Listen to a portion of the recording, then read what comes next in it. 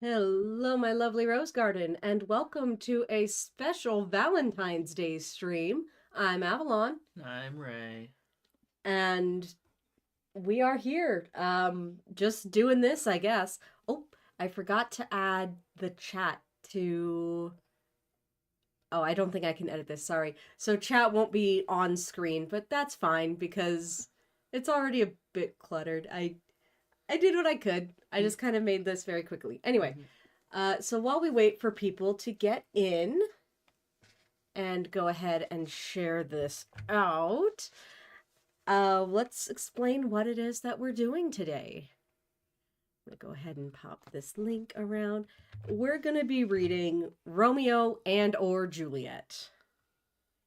So if you're not familiar with this book, it came out like during the Homestuck heyday because it came out a while ago. We've kind of had this for a while. yeah, it came out in 2016. Yeah, it's kind of a fun little Valentine's thing that we do when we remember to do it. Yeah, so the reason why I brought up Homestuck is because so this book has a lot of different artists in it that are like known on the internet, Writers and artists and what have you. and Andrew Hussey was one of them. Like there's this whole like subplot you can get that's I think doing a different Shakespeare play, but it's like all Andrew Hussey style. Yeah. I know that the artist for Hark a Vagrant Yeah. is in here. Yeah, does this illustration right here. Yeah. Yeah. Right at the front of the book. So and the cover was done by the artist who made Nimona. yeah, so it's a choose your own adventure Romeo and Juliet retelling. Which is great. Hi Carlotta. Hi Carlotta. We are going to be playing through. It does mark out if you just want the vanilla Romeo and Juliet experience. There are marks for the paths that you take. Uh-huh. And unless there is a like strong request, by which I mean someone sends in a donation on Ko-fi, we're going to just stick to that because it's still like an abridged version. So we're not just here reading Romeo and Juliet to you. Yeah. Although there are parts I like Romeo and Juliet. I've gone on a whole journey with Romeo and Juliet where, you know, I started off as like that edgy, ooh, I hate romance. Hi Air. Typical teenager who like, oh, Romeo and Juliet's so dumb. Wait, why did and then I like, you know, eased up a little bit as I got older and now I kind of love it. Like the artistry of it, the fact that it literally just opens with sex jokes. I actually did a short lesson on just the prologue with my students because obviously I could not go into Act 1, Scene 1 at my grade level. Yeah. That would not be appropriate, but so we just did, you know, the first opening sonnet and it was a really good lesson. They were really invested in it. So yeah, I'm excited. Yeah, and I enjoy Romeo and Juliet, but just because, you know, it really isn't what people think. There's a lot of action and violence Well, and blood. not just that, it's just that like, you know, people are all like, "Oh, it's really sappy and saccharine," and I'm like, it's not really. Not. It's very tongue in cheek, like throughout the whole thing. Like we're the everyone is everyone except for Romeo and Juliet. Honestly, everyone just except for Romeo, because even Juliet's kind of like is very aware that they are teenagers. Yeah, the dumbassness of the plot is actually part of the charm. Yeah, because they are dumb teenagers. Like that's what they do. Love. Yeah. Okay. Anyway, so I'm gonna go ahead and get started because we're about 5 minutes in now. The link has been shared about. So, 1. As we now know, William Shakespeare, 1564 AD to whenever he died, was well known for borrowing from existing literature when writing his plays. Our previous publication, To Be or Not to Be, That is the Adventure, firmly established that the award-winning play Hamlet, I know, turns out there are awards for plays, was lifted wholesale from that recently rediscovered text. We suggested then that To Be or Not to Be was both the earliest example of the book as a game genre and as well as the first instance ever in the then newish English language that was kicking around an adventure being chosen by you, the reader. We were wrong. This book, which you are now about to enjoy, really is that earliest example of non-linear second-person narratives that are more fun than they sound. We did some more research. It's true this time. When Shakespeare sat down to write Romeo and Juliet, he had a choice. He could make up his own story, or he could flip through this book, Romeo and or Juliet, and just stone-cold copy down what he read. And we now know he chose the latter. This book he plagiarized from was lost until recently when I found it again. It was just over there. Someone had put a coat over it, which I think is why we didn't notice it earlier. The millennial humor. This is the humor we're in for this book. The millennial humor is kicking in, and all of the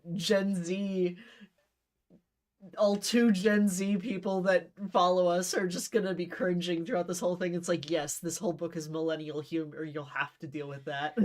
Yep. Romeo and or Juliet is presented here with the original text, unaltered from when Shakespeare stole it.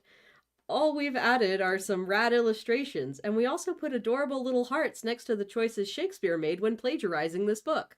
That way, if you follow that path when you make a choice, you'll get the same play that Shakespeare ended up with. However, that is not the only story in this book, and honestly, a lot of the others are way better. Feel free to explore your other options, as there are over... That's too big a number for me to even attempt. Distinct adventures contained within this book, though to be fair, after the first quintillion, a lot of them are probably going to seem pretty familiar. Now prepare yourself for what's called the greatest love story ever told for some reason. Gingerly place your emotions into the front car of the roller coaster, strap them in tight, kiss them on the forehead, and tell them you love them and that you'll see them soon. Too late, this emotional roller coaster just got started. Whoa, this is going to be insane. O Romeo and or Juliet, Romeo and or Juliet, wherefore art thou, Romeo and or Juliet? So, intelligent and well-informed reader of interactive fiction, what would you like to do now? And then it's get the book spoiled for you right off the bat, which is the Shakespeare choice, play without spoilers, or learn more about the author. We're gonna get the book spoiled right off the bat. Haha, right. No need to experience this story as it unfolds. I'll just straight up tell you how it ends. That's way more fun and definitely how stories are meant to be experienced. Here's your spoiler, written all fancy-like, so at least you have to work for it. Two households, both alike in dignity, in fair Verona, where we lay our scene. From ancient grudge break to new mutiny, where civil blood makes civil hands unclean. From forth the fatal loins of these two foes, a pair of star-crossed lovers take their life. Whole misadventured, piteous overthrows do with their death bury their parents' strife. The fearful passage of their death-marked love and the continuance of their parents' rage, which but their children's end naught could remove, is now the 392 pages traffic of our bookly stage. The which, if you with patient eyes attend, what here shall miss, our toil shall strive to mend. You're just lucky that this book has like a bunch of different stories in it, so you can't really have the whole thing ruined for you, even if you want to, which you should not, by the way. So I guess that's check and mate, narratively disinclined reader. Looks like you still have to read this whole book after all. All you really learned is that Romeo and Juliet die in one of the endings, which, come on, was definitely going to happen anyway. They are star-crossed lovers after all. Hey, let's find out if you can make it happen. Choose your character, page 36. Or number 36. Yeah, because they're not all full pages. You have just been born. Congratulations. Good work on that thing. Now, surprise, babies are boring. So we're going to jump ahead in time to a point where you're a cool teen and you've already lived a reasonable chunk of your life. I can promise you that most of what we're going to see now will be flabbergastingly interesting. Teens do all sorts of interesting things. They make friends, they shed tears, they totally make out, and other things too, probably. I think we can all agree that high school rules and is definitely the most important part of your life. So let's join this awesome stuff already in progress. Where you are is Verona in Italy. When you are is Sunday, July 21st, 1585, 8:18 a.m. Who you are, well, that's entirely up to you. Are you Romeo? He's a 15-year-old teen who loves love, loves being in love, and loves being in love with love. Big into love, this guy. He's deeply, sincerely in love with Roselin, who is smart and pretty and so perfect, OMG. It's weird we haven't mentioned her in the title, though. Anyway, Romeo's interests include thinking about women and also not being called up to the front of the class while thinking about women. Last year, he moved out of his parents' house and into a tinier house that his parents also own. Romeo's got a +1 perk to composition and elocution, that's like talking, but a -1 weakness against moderation and foresight. If you think you'll need to recite poetry in this adventure, he'd be a good choice. He's allied with Team Montague. Juliet. She's a 16-year-old teen who is a dainty flower, as fragile as a spider's web in the morning dew. Nah, I'm just having a little fun, like when you call a short guy Tallow or Dr. Heightsworth. Juliet's actually super ripped, and her top 6 interests are muscles, boys, getting boys, and kissing her own muscles. Look, you can play as a boy who wants to meet a girl or as a girl who wants to meet a boy. Each has what the other wants, and you can control either of them. Hey, this book is going to be easy. The downside to Juliet is her parents micromanage her life and tell her what to do all the time, which leaves very little time for chatting up boys. She never gets to decide anything for herself. She barely leaves the house, and her nurse is her only real friend. It's a little sad when you think about it. She tries not to. Juliet has a +2 perk to muscles, obviously, but a -2 weakness against the mad hotties. She's an excellent choice if you want to solve your problems with muscles, and why wouldn't you? She's on Team Capulet. And if we are doing Shakespeare, we are playing as Romeo.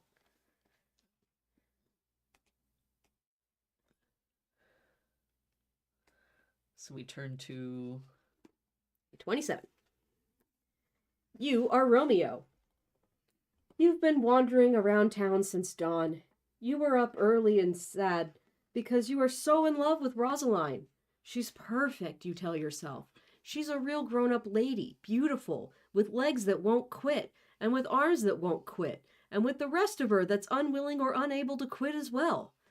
But she's more than just a collection of limbs, isn't she? She's a full-fledged, awesome woman, and she's clever and funny and interesting, and you're certain two people have never been better suited for one another. The only problem is that she doesn't return your affection, like, at all. Dude, you're not even at the, oh, Romeo, I like you as a friend level. You're at the, it's Romeo, right? level. The, listen, Romeo, I've, taken a vow of chastity level. The, hey, I just remembered this vow lasts my entire life, so, sorry level. You can't figure out why she wouldn't bend the rules even a little for you. You're a 15-year-old boy who confessed your love to a woman in her 30s within 5 minutes of meeting her. What's not to like? All this walking hasn't helped you make any progress on this problem, and you're stuck on what you're calling stage 1, trying to figure out the precise series of sounds to make, emotions to emulate, and actions to undertake in order to make Roselin fall in love with you, because that's how romance works. You're pondering this problem when you spot 3 people in conversation up ahead.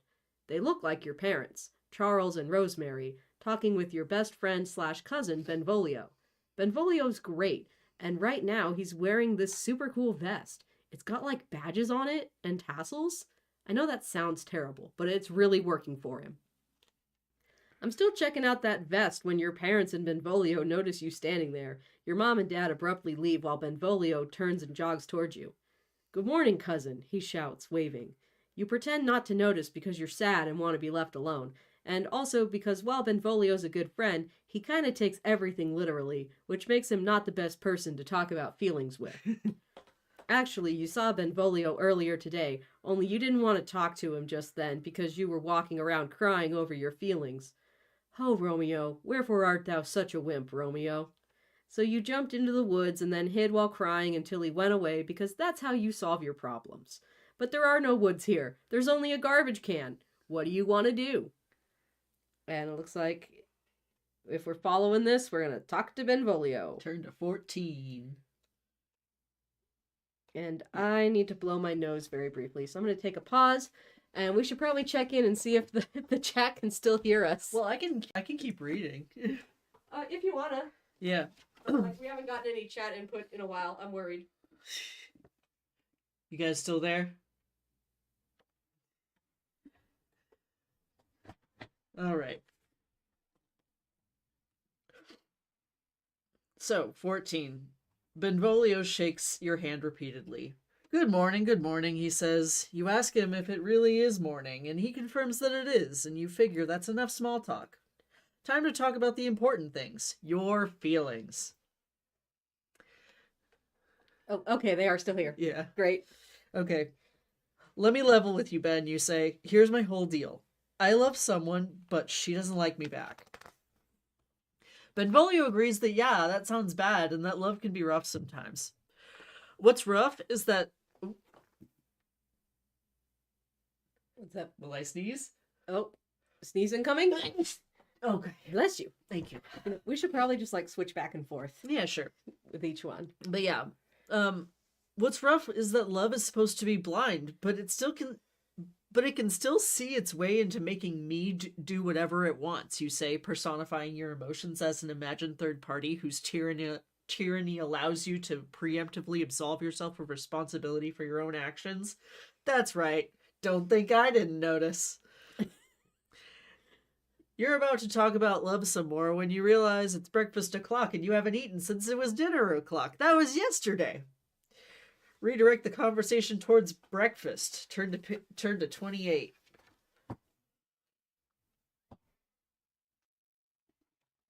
Breakfast, you say? Dude, let's eat some. Where shall we dine? You're about to give Benvolio a chance to respond when you realize he has blood on his face. It's been there this whole time and you're just noticing it now, you jerk. Although, honestly, part of the fault is mine, since I'm in charge of scene description here and I didn't notice either. I was too distracted by his cool vest. Speaking of which, I've had some time to check out that vest some more and I'm pretty sure there are some sequins sewn into it. It's so great. Can you ask him where he got it? To ignore the vest, ignore the face. My name is Romeo and I'm here to talk about love. 48. 48.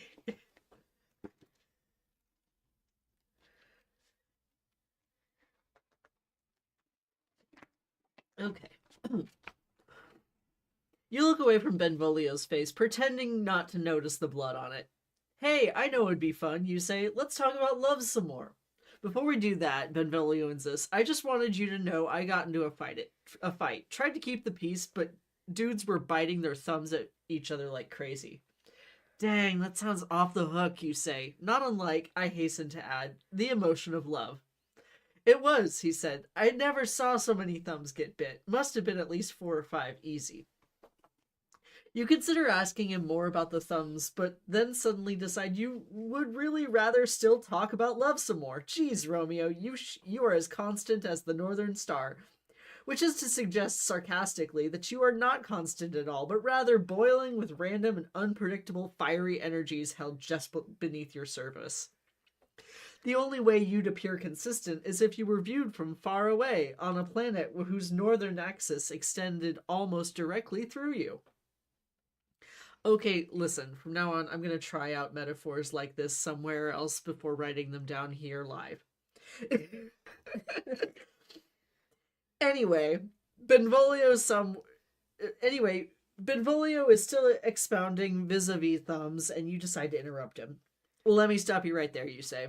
This fight you were involved in had a lot to do with hatred, but it actually has more to do with love, which is what I would prefer to talk about, and the subject upon which I will expound now. Okay, sighs Benvolio. You clear your throat and hold up one hand in front of you. Oh, brawling love, oh, loving hate, oh, and anything of nothing first created, you say. Benvolio looks at you. You mean like love that comes from nothing? Oh, heavy lightness, serious vanity, misshapen chaos of well-seeming forms, you reply, still holding your hand out in front of you. It's practically in Benvolio's face, Romeo.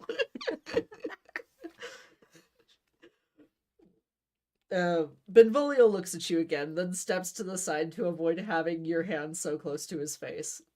So, like, beautiful things muddled together into an ugly mess, he says. He pauses for a second, confused. You, still talking about love? Feather of lead, bright smoke, cold fire, sick health, still waking sleep. That is not what it is, you say. This love feel I, that feel no love in this. Benvolio takes a second to parse what you're saying, then seems to figure it out. You feel love even though nobody loves you back. Got it, he says, then he starts to cry. I'm serious, he's crying. Jeez, Benvolio, it's not that bad. I'm crying because of how sad you are, Benvolio says. Oh, you say. Haha, wow, that's weird. Wow, wow, wow. Benvolio cries some more. Listen, you say, attempting to comfort him. This is what love does, but now you're crying at my sadness is making me feel even sadder. So if you don't stop, then I'll cry, and then you'll cry more, and we'll have an infinite feedback loop of sorrow. Benvolio sniffles and wipes his nose on his sleeve. I guess he's comforted. Mission accomplished. Anyway, bye, you said, walking away, but Benvolio follows you like a lost puppy. Romeo, he says, please, I don't understand. Do you love someone, and if so, who is she? A woman, you reply. Yes, he says, I figured as much. But what is she like? What makes her so special that she could capture your heart so completely? Please, tell me more about her. You picture Roselin in your mind.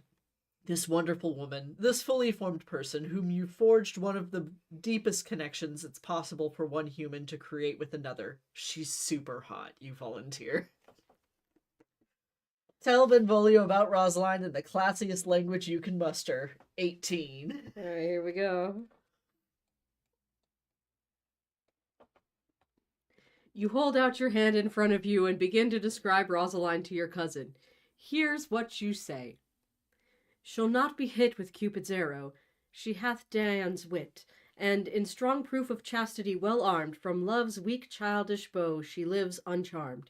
She will not stay the siege of loving terms, nor bide the encounter of assailing eyes, nor ope her lap to saint-seducing gold. Oh, she is rich in beauty, only poor that when she dies, with beauty dies her store. Benvolio seems to catch on to what's going on. He holds out a hand in front of him and asks, Then she hath sworn that she will still live chaste? You're now both standing with your arms held out in front of you. You reply, She hath, and in that sparing makes huge waste, for beauty, starved with her severity, cuts beauty off from all posterity. She is too fair, too wise, wisely too fair, to merit bliss by making me despair. She hath forsworn to love, and in that vow do I live dead, and that live to tell it now. Benvolio lowers his hand. Man, forget about her, he says. Say it's impossible to forget about Roselin. 52. 52. Let's go. Air says, this is so funny. I feel like Shakespeare would appreciate this. Yeah. I'm so upset.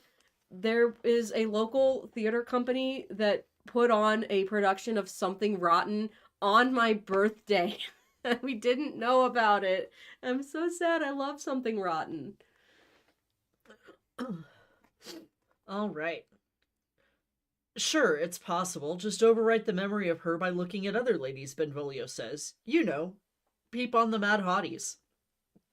You try to imagine a mad hottie in your mind, but she's still basically Roselin. It's still not possible, you say, throwing your hands up in the air. Anyone else's beauty only reminds me of hers. You know how blind people are sad all the time because all of the eyesight they've lost? That's me, only instead of my eyesight, I've lost desired potential future smooching. I'm not sure any of that is actually the case, Benvolio says. He pauses, thinking, then continues. Dude, listen, real talk. I'm going to teach you how to forget about Roselin or die trying. Right now. And as it is really unlikely that teaching you emotional coping techniques will result in my death, I'm pretty sure you're going to learn this lesson. All right, Romeo, do you want to get a lecture on relationships? Boo. Or instead, do you want to get to be a fun lady with cool muscles? Yay. Come on, you're into women, Romeo. You're big into women, Romeo. It's probably because you've always secretly wanted to be one, right? Right now, the particular woman I have in mind is being told by her mom to clean her room. Doesn't that sound like fun? Wouldn't you rather do that than talk about feelings? And instead, the narrator is gonna trans Romeo.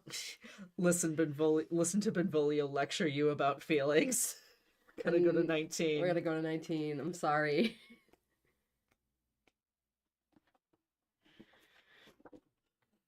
You and Benvolio start walking as you talk. Benvolio tells you that you need to own your feelings, saying that if you want someone and you can't have her, that's not her problem. That's your thing, and you need to fix it. You make your way by unspoken agreement downtown, and as there's not much shade here in Fair Verona, you find a nice alleyway where you can sit down and chat. Benvolio gives you some very reasonable advice to get over Roseline. Avoid being in the same places as her, do nice things for yourself, join a club to meet new people. And during all this, you're nodding and saying things like, I see, and mm-hmm, and interesting, interesting. And both Benvolio and I think you're making great progress until you suddenly stop in your tracks and say, whatever, man, I can't ever forget her, and that's that. As everyone who has ever been a teenager and in love knows, you continue, that one singular love lasts the rest of your life and torments you always. Adults literally never get over whatever one person they first liked when they were a teen. That's just how life is. That's just what the emotional life of grown men and women looks like. Benvolio sighs, deeply frustrated. Come on, Romeo, listen to me, he says. You just need to meet someone new and you'll forget about her, I promise. It's like when you get a new eye infection, and then that cures whatever old infections were making your eyes all crusty and gross. This line of argument isn't really working for you, and is also mega nasty, so you're looking for an out. Conveniently, you notice a man uncertainly peering into your alleyway. Trying to sound as friendly as you can, you ask if he'd like to join you in the shade. The man studies you both for a moment, and deciding that you're probably not going to murderize him, comes closer and sits down beside you. Hi, he says. I'm Peter. You and Benvolio introduce yourselves. Hey, Peter says. Can you read? I've got this piece of paper here, and I need to know what it says on it. Tell him you can read on 50. I sure hope he can read. I mean, he's good at poetry. Yeah. You keep getting all the long ones. It's fine. All right. I can read my own fortune in my misery, you say. Well, I guess technically lines up with tell him you can read. Peter looks at you confused. Okay, that's cool, he says, but can you, read, words written on a thing? He holds up a piece of paper he's been clutching in his hands. If I showed you this thing, could you read the thing? I can if I understand the language it's written in, including its grammar and alphabet, you say, snatching the paper out of his hands. It looks like a list of names. This looks like a list of names, you observe keenly, as you begin to examine it closely. I've taken the liberty of annotating it so you can be clear on who all these people are, because I am nice and also a good author. They include Signor Martino and his wife and daughters. Okay, the cards are on the table. I have no idea who these people are. County Anselmi and his beauteous sisters. Again, no idea, but they sound really beauteous. The lady widow of Vitruvio, you old dog, left behind enough male widows that the lady needed an identifying adjective, did you? Ha ha ha. Classic Vitruvio. Signor Placentio and his lovely nieces. I'm sorry, but I don't know who these people are either. Also, I may have been bluffing about knowing Vitruvio earlier. Mercutio and his brother Valentine. Mercutio, I actually know this guy. You know him too, Romeo. He's your other best friend besides Benvolio. The three of you get into all sorts of hilarious circumstances. Valentine's a big loser, though, and you don't ever hang out with him.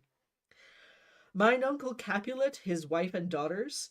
Could be anyone, really. There are a lot of Capulets running around, so it's hard to say who precisely these people are without knowing who wrote this letter in such a fancy language.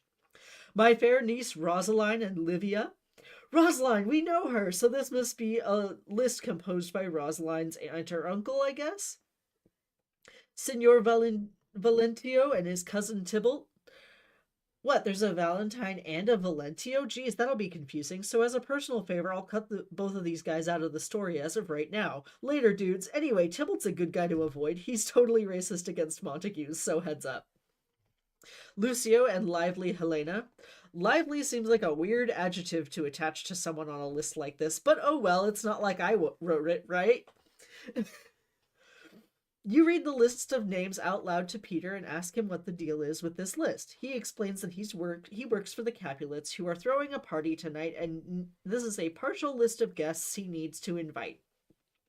He stands up, saying he needs to go track them down, and heads out of the alleyway. Before he steps out into the street, he turns back to you and shouts, "You should totally come, as long as you're not Montagues, of course. Haha, what a silly thought. Anyway, later."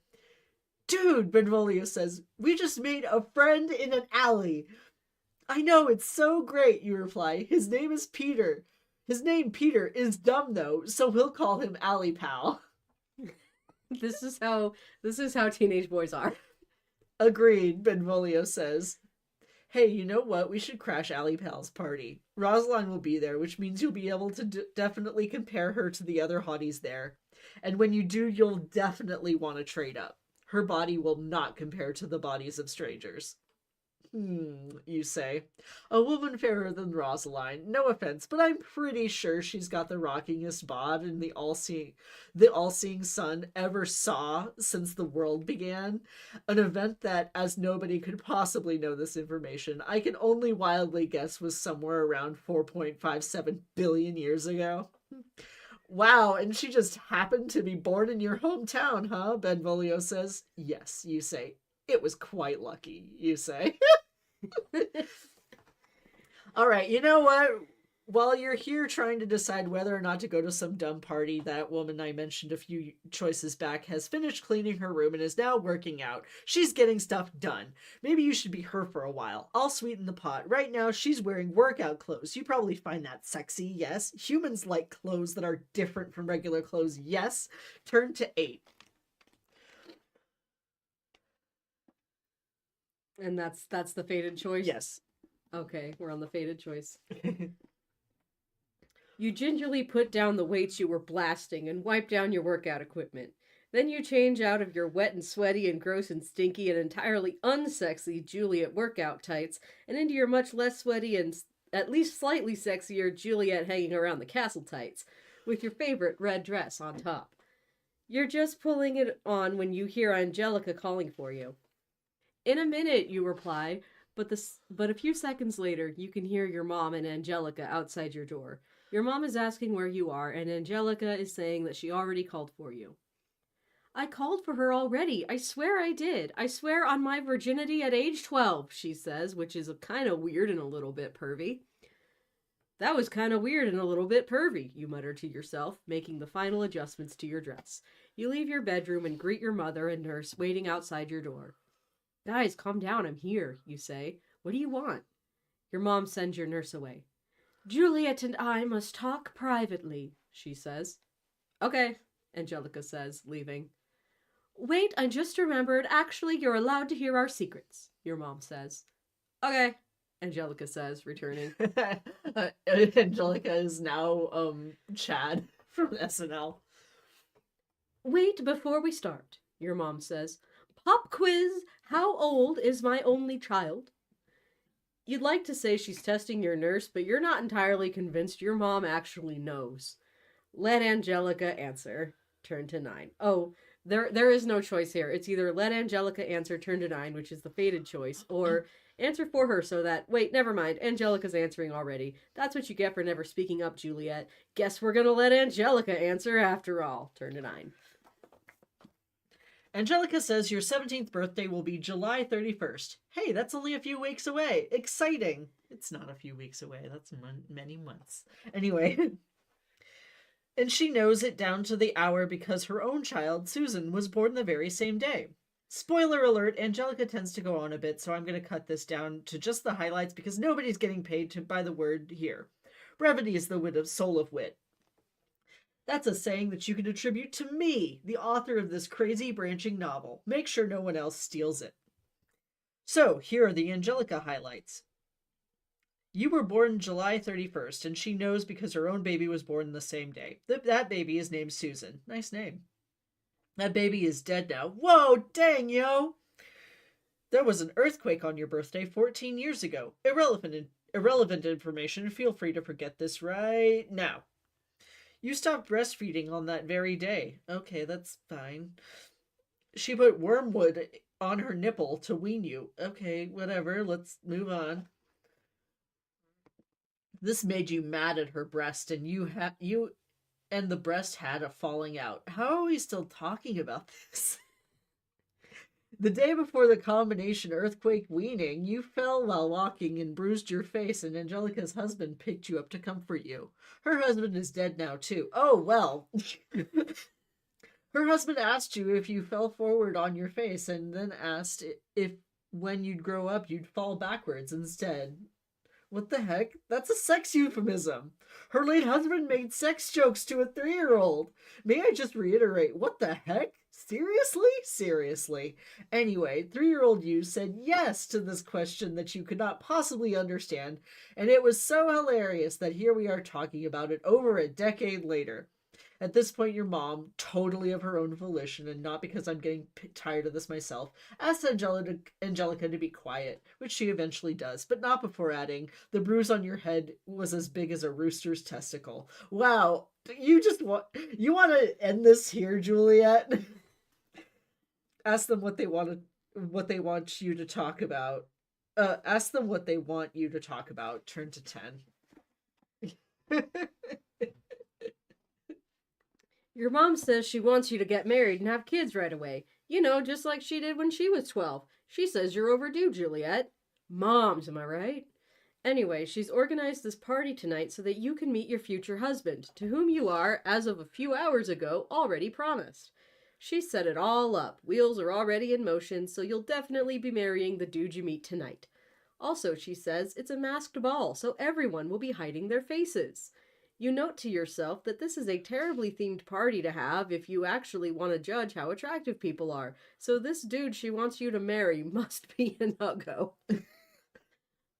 Juliet, your mother says, don't you think this surprise mandatory arranged marriage is the most wonderful news? I love your violet voice.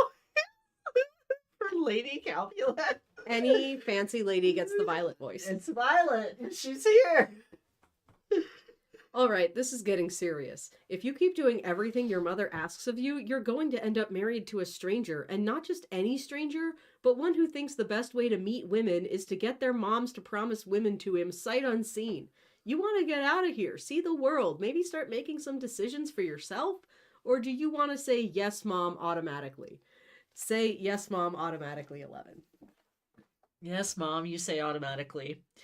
Your mother smiles and keeps talking. She says that here in Verona, all the ladies get married at your age. What? That's not true and has never been true. Just because she got married at that age doesn't mean you have to be a teen mom, too.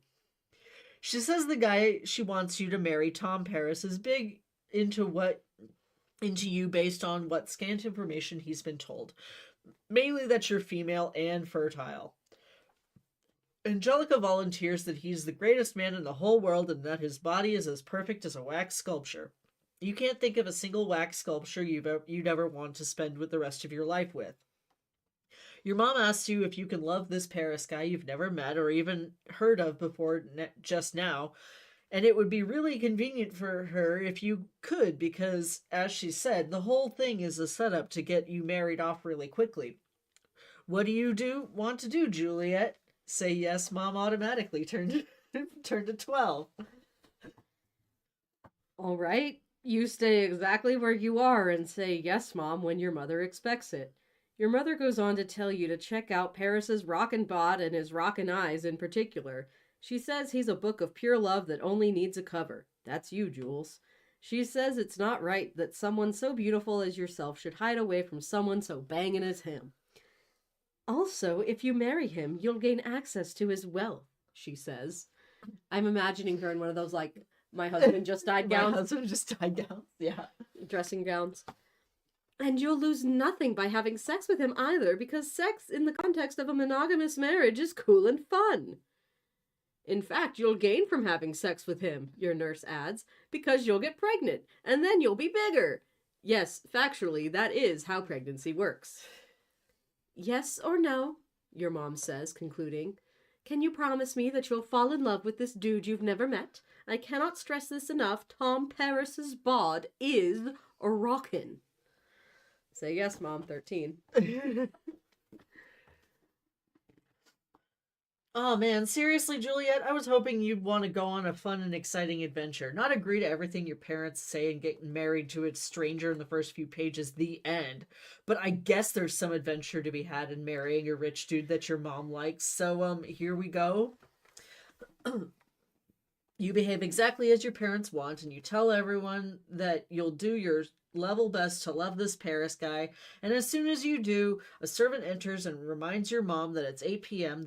And that the party has started. The guests are here. The staff is cursing the nurse, and everything is entirely out of control. Better get on that, everyone. Your mom slips on her mask and tells you that she expects you to downstairs and partying momentarily. And listen, I'm not exactly what you'd call, wow, so impressed with how you've been playing Juliet so far. So why don't you be Romeo for a while? He's the other person whose name is on the cover. He's on his way to your house right now with his friends Mercutio and Benvolio, so this'll be fun. You'll get to crash your own party. Be Romeo, crash party, turn to 51. There we go. All right, here we go. You and your friends are making your way towards the ball, and I like you, Romeo, but I gotta say, the whole way there, you're thinking about your love for Roselin and being a complete pill about it. You're saying things like, you guys go on ahead, I'll just sit outside by myself, it's cool. And your friends are replying with things like, oh my gosh, for serious, just shut up and try enjoying yourself for once. There are a few memorable points during the trip. One is where your bud Mercutio talks about someone called Queen Mab. The other is where you straight up say, I've got a bad feeling about this, and predict your own upcoming death. And what the heck are you doing, Romeo? That's like naming a boat the good ship 100% invincible, especially from icebergs, or the SS Not Even God Could Sink This Boat, which is to say, it is generally a bad idea. If you'd like to go back and complete the Listen to What Mercutio Said side quest, that's an option. But if you're adult enough to take my word for it, when I say what was said there isn't super important, then let's party already. We gotta complete the Listen to What Mercutio Said side quest. I do like Mercutio, so I'm fine with this. 73. Okay, so here's how it goes down. You say it's a bad idea for you to be going to this ball. Mercutio asks why, and you say you had a dream last night. Mercutio says he dreamed too. You ask what his dream was about, and he said he dreamed about that dreamers often lie. You mean they lie in bed while they dream the truth, you say. Oh God, leave the puns to Mercutio, Romeo. I see you've been with Queen Mab, Mercutio says. Who's Queen Mab, you ask, which is convenient because I am kind of stumped on this one too. Mercutio answers you, and he kind of goes off on for quite a while. Luckily for you, I've compressed what he said into this handy point form word list. She's a fairy. She brings love dreams to people. The end. Wow, you just saved like 20 minutes. Wait, why would you trust the author about the contents of his own book? Check out Mercutio's speech for yourself. Turn to 112. Oh boy. And Carlotta says, anyone else think Mercutio's Queen Mab speech is one of the most fun things? It is. It is. It is a complete non sequitur, and I fucking... Oh, shoot. And you gotta read it. Oh. Starts right here. Oh, I'm gonna do my best. I think I've been getting, like, all the actual Shakespeare bits, like, most of them. You have. But, I'm like, doing my fucking best. I am not classically trained. His Queen Mab speech is really good. And, I really like it in Baz Luhrmann's version, especially because that version of Mercutio is just so good. Yeah. That entire version of Romeo and Juliet is so good. I should mention that we did watch Baz Luhrmann's Romeo and Juliet recently because John Leguizamo is Tybalt. Oh my god. John Leguizamo is Tybalt. Tybalt was my first instance of, like, me, a little tiny egg sitting there watching a movie and being like, oh, I want to be that. That's what I want to be when I grow up. That's what I want to be when I grow up. John Leguizamo is Tybalt. And he is amazing in every scene. I mean, John Leguizamo is just really good. He's just gender in general. He's really good. He's Chi-Chi from Tu Wong Fu. He's Tybalt in Romeo and Juliet, Baz Luhrmann version. And he's Bruno in Encanto. Those are my three genders right there. He's so drag queen. whatever Tybalt's got going on, man slut. And reclusive uncle. And reclusive uncle that lives in your walls. Those are my 3 genders. All right, I've put this off long enough. Okay, have fun, Chuckles. Goddamn. So you've asked Mercutio about Queen Mab. In response, he holds out one hand in front of him and begins to talk in, swear to God, improvised iambic pentameter. Listen. I'm going to do my best. Do your best. But I am not a great actor. Don't worry about it. And I'm a fledgling voice actor. And apparently, there's an Audible version of a cast reading where David Tennant is Mercutio. Yeah. And that is gender. And nice. I'm going to try my best. She is the fairy's midwife, and she comes in shape no bigger than an agate stone on the forefinger of an alderman, drawn with a team of little atomi, I don't know what that word is, over men's noses as they lie asleep. Her wagon spokes made of long spinner's legs, the cover of wings of grasshoppers, her traces the smallest spider's web, her collars of the moonshine's watery beams. Her whip of cricket's bone, the lash of film, her wagoner a small gray-coated gnat, not half so big as a round little worm pricked from the lazy finger of a maid. Her chariot is an empty hazelnut made by the joiner squirrel or old grub, time out of mind the fairy's coachmakers. And in this state she gallops night by night through lovers' brains, and then they dream of love, on courtiers' knees that dream on curtsies straight, or lawyers' fingers who straight dream on fees, or ladies' lips who straight on kisses dream, which oft the angry Mab with blisters plague, because their breaths with sweet meats tainted are. Sometimes she gallops o'er a courtier's nose, and then dreams he of smelling out a suit, and sometime comes she with a tithe pig's tail tickling a parson's nose as he lies asleep, then he dreams of another benefice. Sometime she driveth o'er a soldier's neck, and then dreams he of cutting foreign throats, of breeches, ambuscados, Spanish blades, of healths 5 fathoms deep, and then anon dreams in his ear, at which he starts and wakes, and being thus frighted, swears a prayer or 2 and sleeps again. This is that very Mab that plaits the manes of horses in the night, and bakes the elf locks in full sluttish hairs, which once untangled, much misfortune bodes. This is the hag when maids lie on their backs, that presses them and learns them first to bear, making them women of good carriage. This is she. And this is the point where I literally force you to say, enough, enough, Mercutio, enough, you're talking garbage. And hooray, we can all move forward with the story now. Now we can finally get to the party, which is already super delayed. Seriously, we're already neck deep in this story, and you haven't even met Juliet yet. What are you even doing? She's the other person whose name is in the title. Probably she's pretty important. At this point, you can make your way to the party, or for some reason, you can delay just a little bit longer to predict your own death. Predict your own demise, minus 10 points, 99. Okay, guys, did my best. Only stumbled over a couple words, I think. But, like, I don't know the cadence, you know? Yeah, it's hard. You stop walking towards the party and grab Benvolio and Mercutio's arms. Guys, I'm worried that a consequence yet hanging in the stars shall expire the term of a despised life close to my breast. Perhaps even by some vile forfeit of untimely death, you say. Okay, that's great. Let's keep moving, please, but says Benvolio, shoving you forward. And before you know it, you're at the party. Arrive at the party, turn to 61.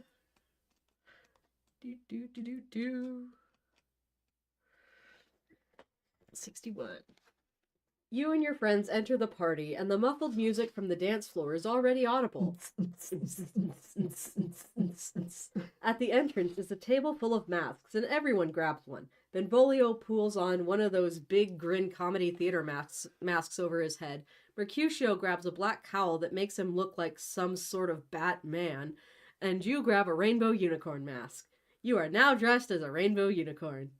As you move forward, you see that Lord Malcolm Capulet is at the end of the entryway greeting his guests. You've never seen your family's archenemy in person before, and he seems pretty normal. He's just this regular dude trying to be a good host. The three of you walk up to say hello. Lord Capulet, not recognizing you but trying to make you feel welcome, loudly shouts that you'll have every lady with sexy feet dancing with you tonight. Then he grins and elbows Mercutio and says every woman will want to dance with you three now, because otherwise they'll be admitting their feet are not super sexy and may in fact be mad vile. Okay, cool, thanks, you say, and move into the party. As soon as you enter the ballroom, the music swells in your ears. In front of you is a ballroom full of people dancing hard, a whirlwind of bodies moving in time to the intense, block-rockin' beats of a lute and harpsichord ensemble. Benvolio and Mercutio are instantly lost among the crowd. As you look around the dance floor, the aria for strings pounding so loud you can feel it in your chest, you start to feel like anything could happen tonight. It's silly, but you feel like your next action, no matter how small, might forever affect the course of the rest of your life. The world is full of potential, Romeo, and you're just getting started. What'll it be? And you can look left, look right, or look behind you. We are going to look right. 116.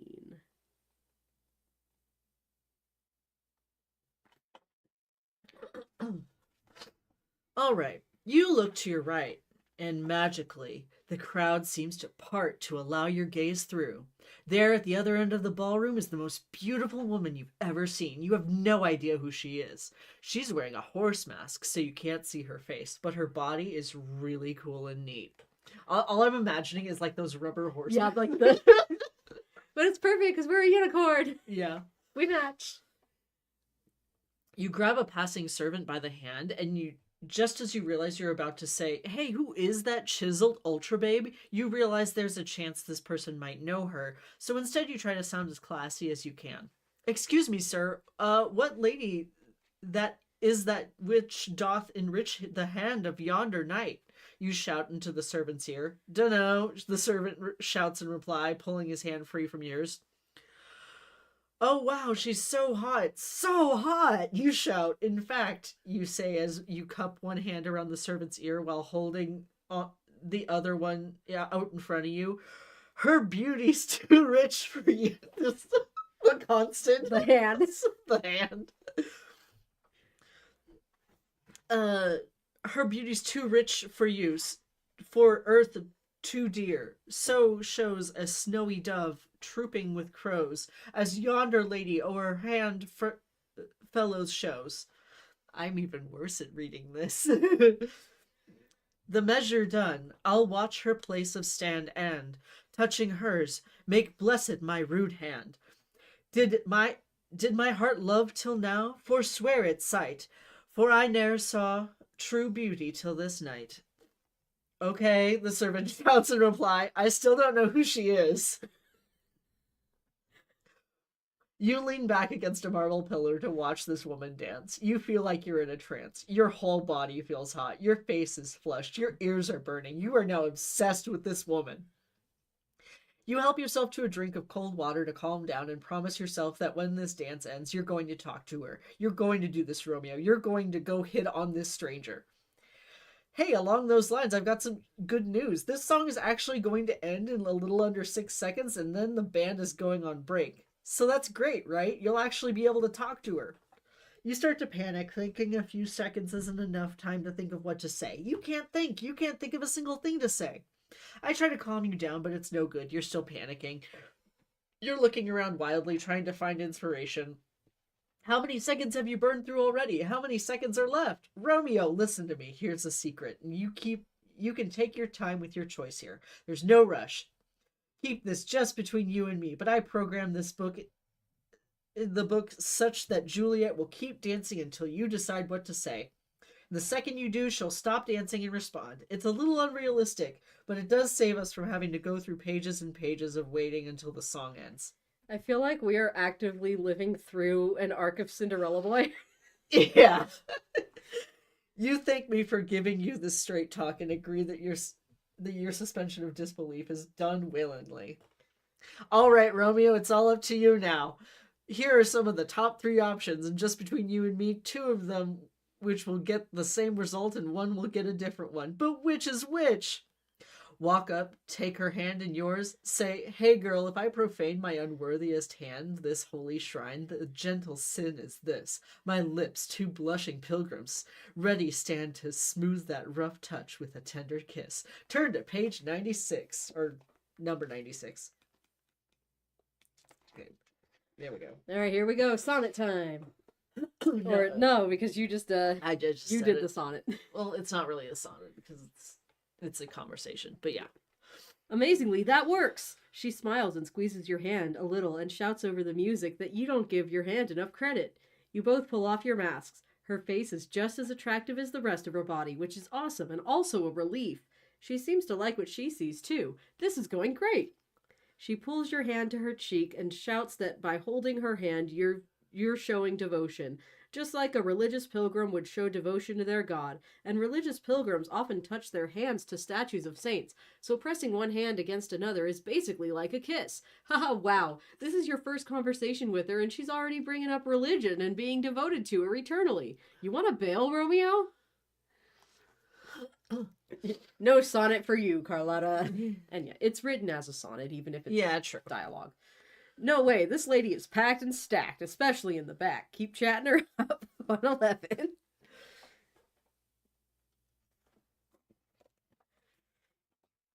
Oh, yeah.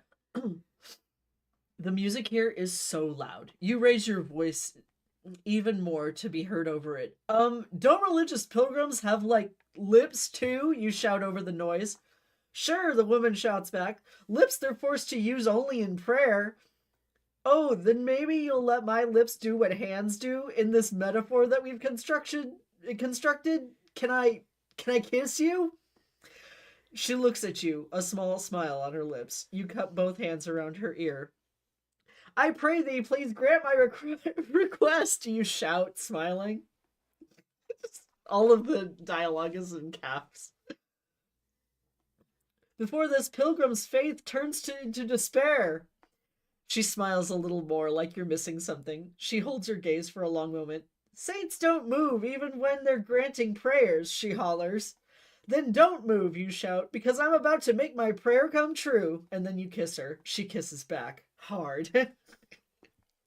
You pull back and whisper in her ear, your lips have purged the sin from mine. And yeah, that's a weird thing to say, but it works in the moment. Then my lips have your sin now, she whispers back. At last, you're close enough to hear her without shouting. I guess so, you say, your lips brushing hers. Well, you'd better take it back, she breathes, and you're kissing again. Yay! Somewhere a clock chimes midnight, 1:20. So we've kind of got that bit. Oh, it's an illustration it's of an them illustration. kissing. Oh, it's cute. Sadly, we cannot. We can't show you guys, but it's a full page illustration of them kissing, and they're very adorable. Yeah. Okay, so continue as the boy. Turn to number 148. Boop boop doo.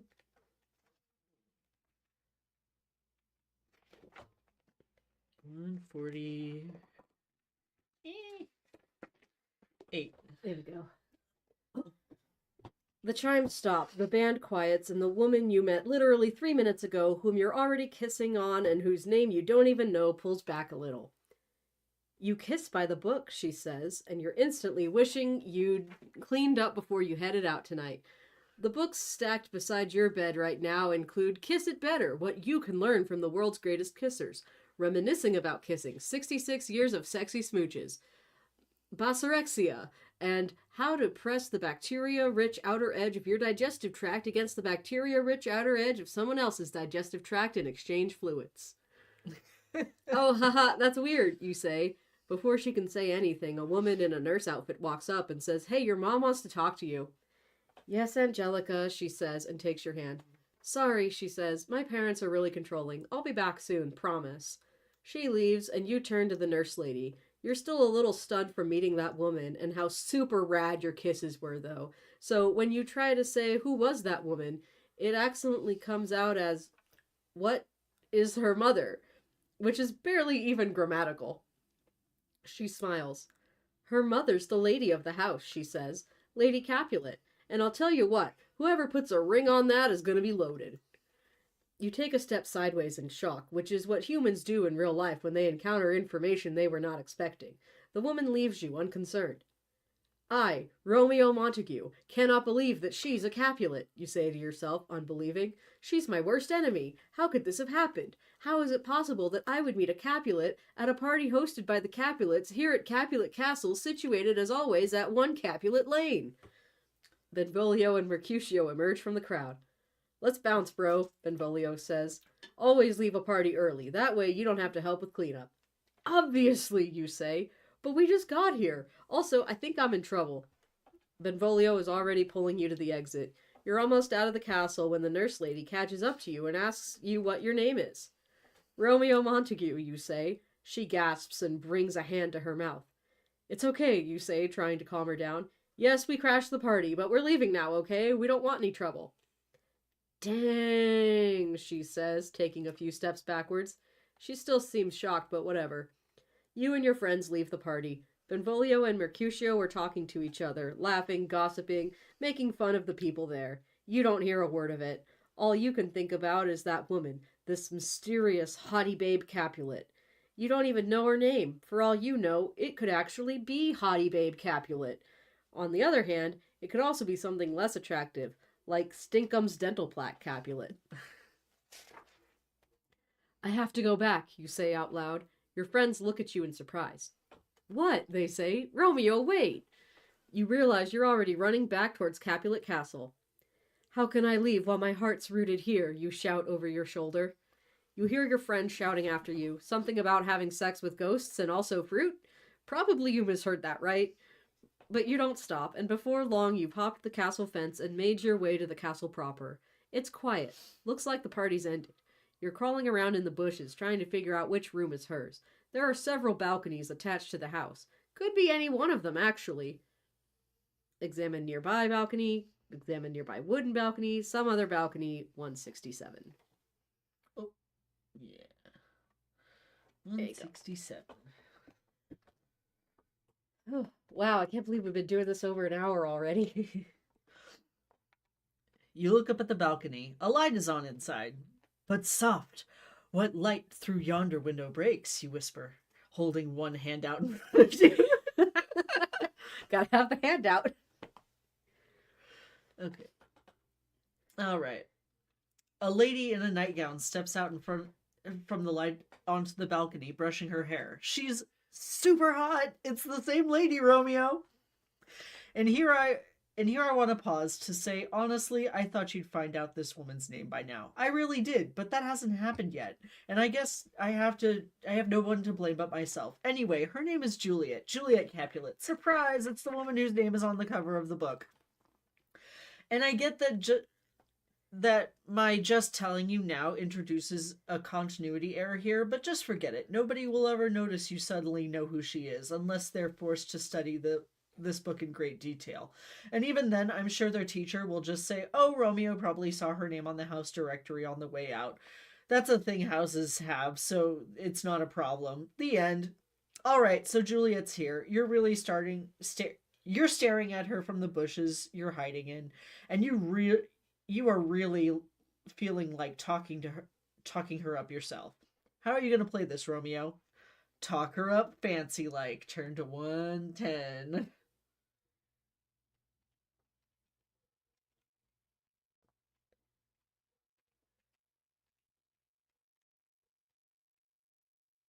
Okay. All right. Oh boy, I get to do more Shakespeare. But soft, what light through yonder window breaks? You ask yourself again. You decide to answer your own question out loud. It is the east, and Juliet is the sun, you explain to yourself. You hold out one hand in front of you. Arise, fair sun, and kill the envious moon, who is already sick and pale with grief, that thou, her maid, art more fair than she. Be not her maid, since she is envious. Her vestal livery is but sick and green, and none but fools do wear it. Cast it off. Classy, Romeo. Ray is holding my outstretched hand right now.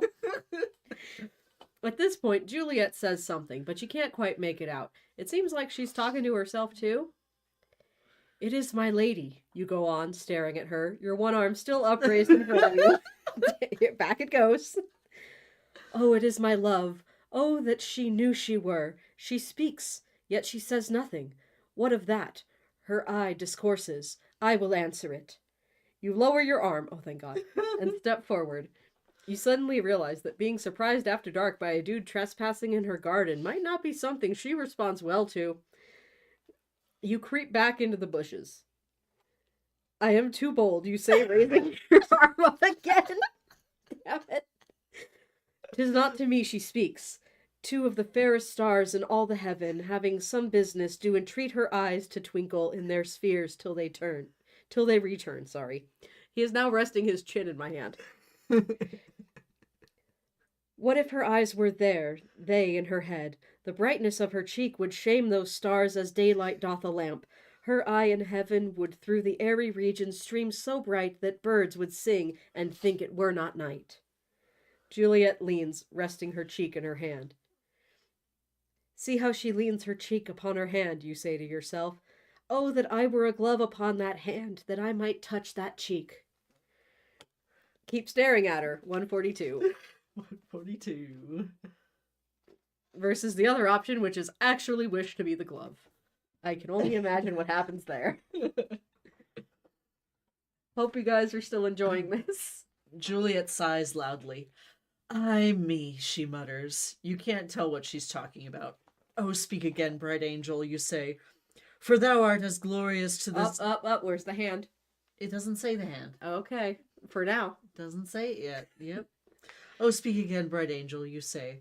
For thou art as glorious to this night, being over my head, as is a winged messenger of heaven unto the white, upturned wondering eyes of mortals that fall back to gaze on him, when he bestrides the lazy puffing clouds and sails upon the bosom of the air. She can't hear you, dude. You know that, right? And that's good, because she's just started talking again, and she's talking about you. Oh, Romeo, she sighs, then raises her own arm out in front of her. There we go. Romeo, wherefore art thou, Romeo? Deny thy father and refuse thy name. Or if thou wilt not, be but sworn to my love, and I'll no longer be a Capulet. Whoa, I could totally do that, you whisper to yourself. 'Tis but thy name that is my enemy, Juliet reasons. Thou art thyself, though not a Montague. What's Montague? It is nor hand, nor foot, nor arm, nor face, nor... Juliet looks around to make sure nobody's listening in. Nor any other part belonging to a man, she whispers. Oh, be some other name, she cries, straightening up and pacing back and forth. What's in a name? That which we call a rose by any other word would smell as sweet. She obviously never considered that gross weed stank blossoms the hideous toxic plants that are worse than dog farts you don't even know. So Romeo would, Juliet says, were he not Romeo called, retain that dear perfection which he owes without that title. Romeo, doff thy name, and for that name, which is no part of thee, take all myself. I take thee at thy word, you say, stepping out of the bushes, raised hand first. The raised hand. It emits out of the bush. Call me but love, and I'll be new baptized. Henceforth I never will be Romeo. Whoa, what? Juliet shouts, startled, freaking out. What man art thou, bescreened this night, so stumblest on my counsel? Haha, wow. Who could have predicted that hiding in the bushes outside the house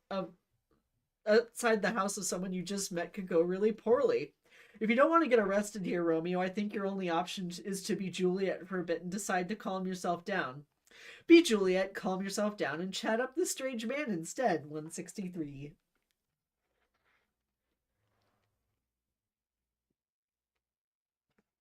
Here we go. Here we go.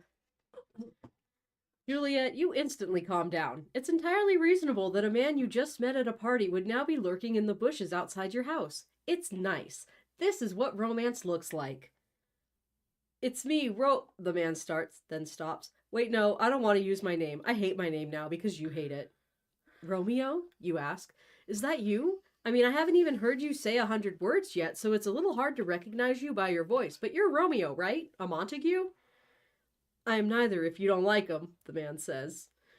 How'd you get in here, you ask? The walls surrounding our property are pretty steep, actually. The man steps forward, and you can see him. You remember that sweet bod from earlier tonight. It's definitely Romeo. If my dad finds you here, he'll kill you, you say. One angry look from you would be worse than 20 of your homicidal relatives, he says. Look at me with love in your eyes, and I will be invincible. I'm serious, dude, you say. My dad will murder you. I'd rather die than live a second more without your love, Romeo says. He owns like 30 swords, you say. Oh, Romeo replies. I didn't realize it was that many. He looks like he's about to leave, and you're suddenly aware that you don't want this guy to go anywhere, so you instead lower your voice and hope it'll be enough not to attract your father. How did you even find me, you ask. Love guided me to you, he says. Seriously, though, you say. There's a pause.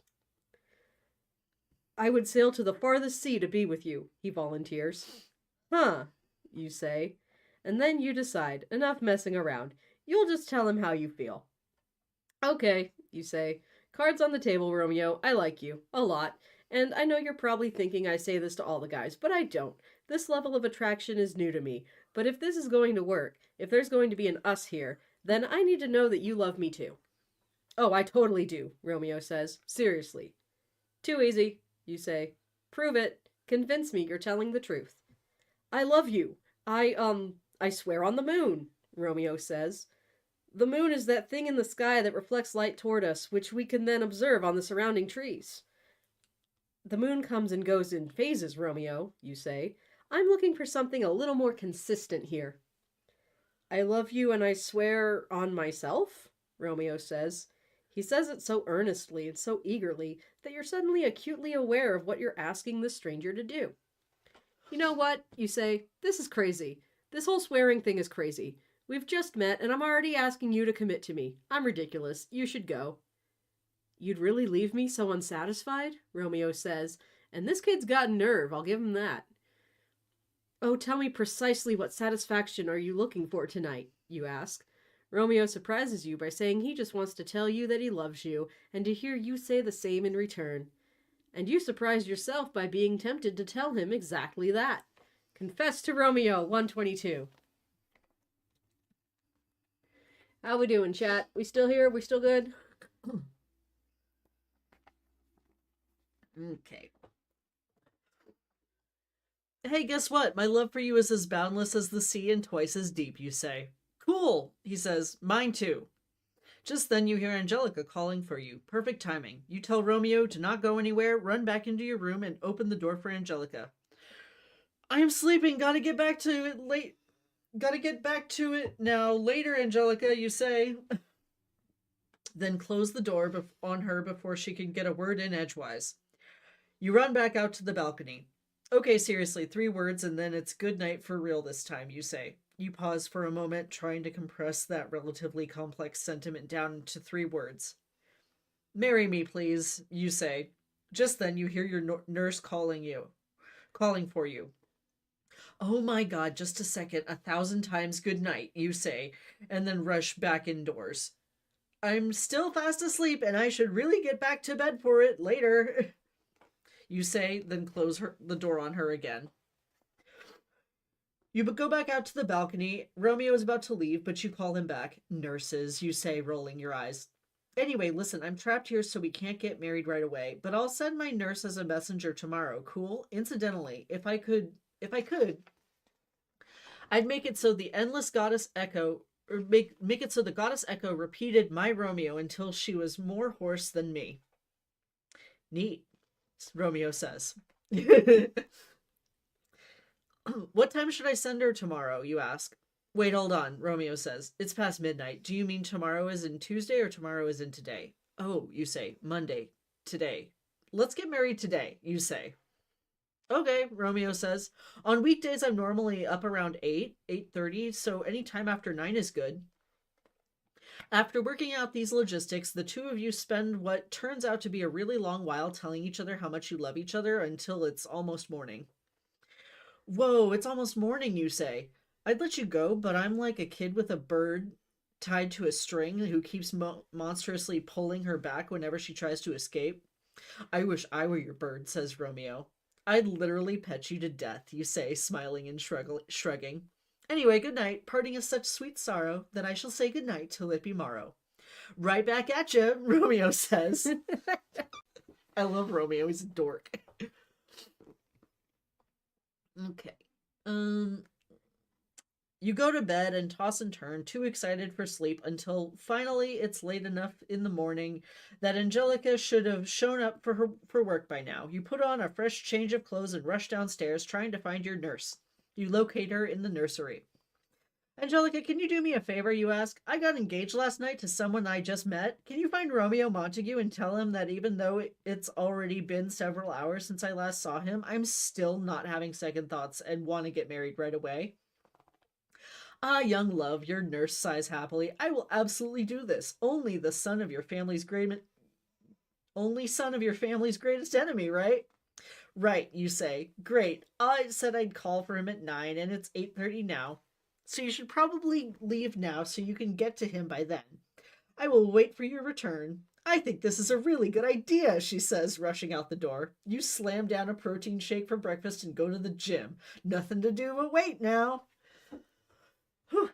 Okay, and instead of waiting, be Romeo. I'll make sure to find the nurse and get this whole situation taken care of pronto. Turn to page 178.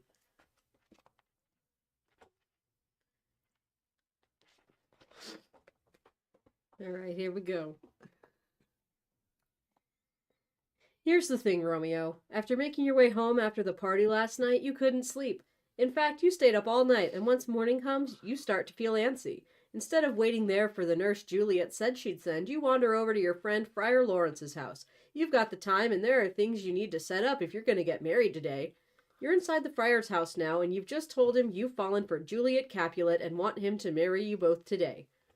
Holy he begins, then catches himself, smoothly changing the syllable into St. Francis. What happened to Roseline? You were crying about her all the time only yesterday.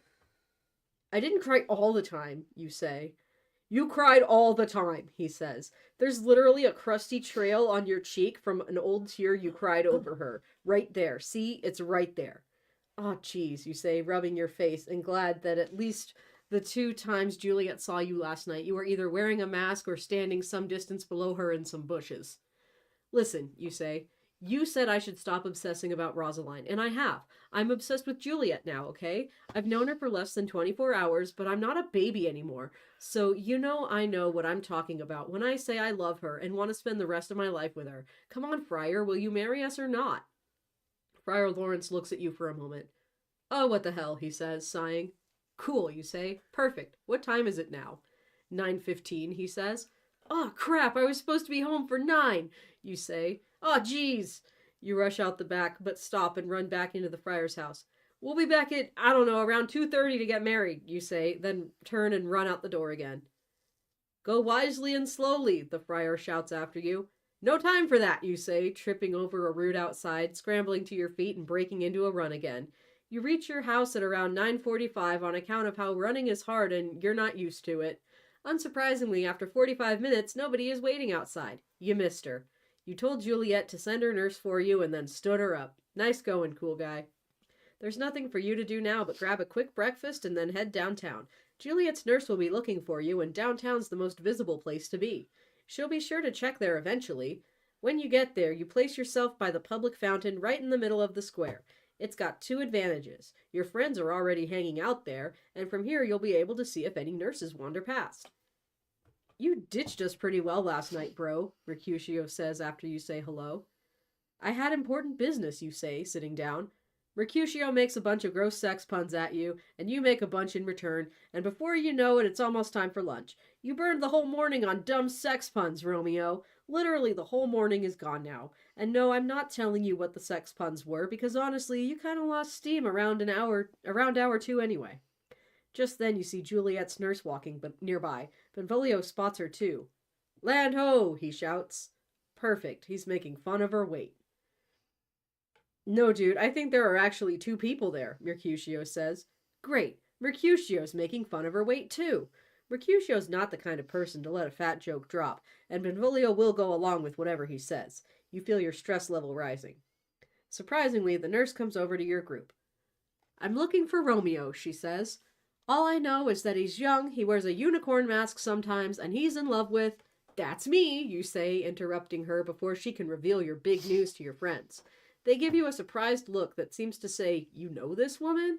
And then goes on to say, we respect you less for knowing this woman because we judge by appearances. You say, by that I mean, this young Romeo you're looking for will be older when you find him than when you started looking, because we're all older than we've ever been before in our entire lives, every second of every day. Yes, every day brings us 24 hours closer to death. Your friends turn away, satisfied that your answer is suitably sassy enough. Fancy words, the nurse says suspiciously. Fancy words, Mercutio says in a sing-song mimic of the nurse, and you elbow him again to get him to shut up. What? Why do you keep protecting her? Mercutio says, frustrated. He motions to her. She's a prostitute. Her ugliness is the perfect cover because nobody would believe anyone so homely would be such an incredibly successful sex worker. You are literally from the 1500s, so you think getting paid to have sex is the worst thing in the world for a person to do. You ask him to shut the hell up. Make me, he says. You place your hand on the hilt of your sword. Don't fight Mercutio. 149. We're not gonna fight Mercutio. Oh my god.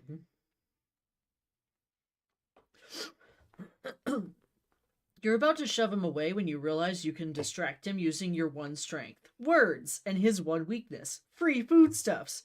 Oh hey, my dad invited us over for lunch. You say, he wants to give us a free lunch. No such thing, Mercutio says suspiciously.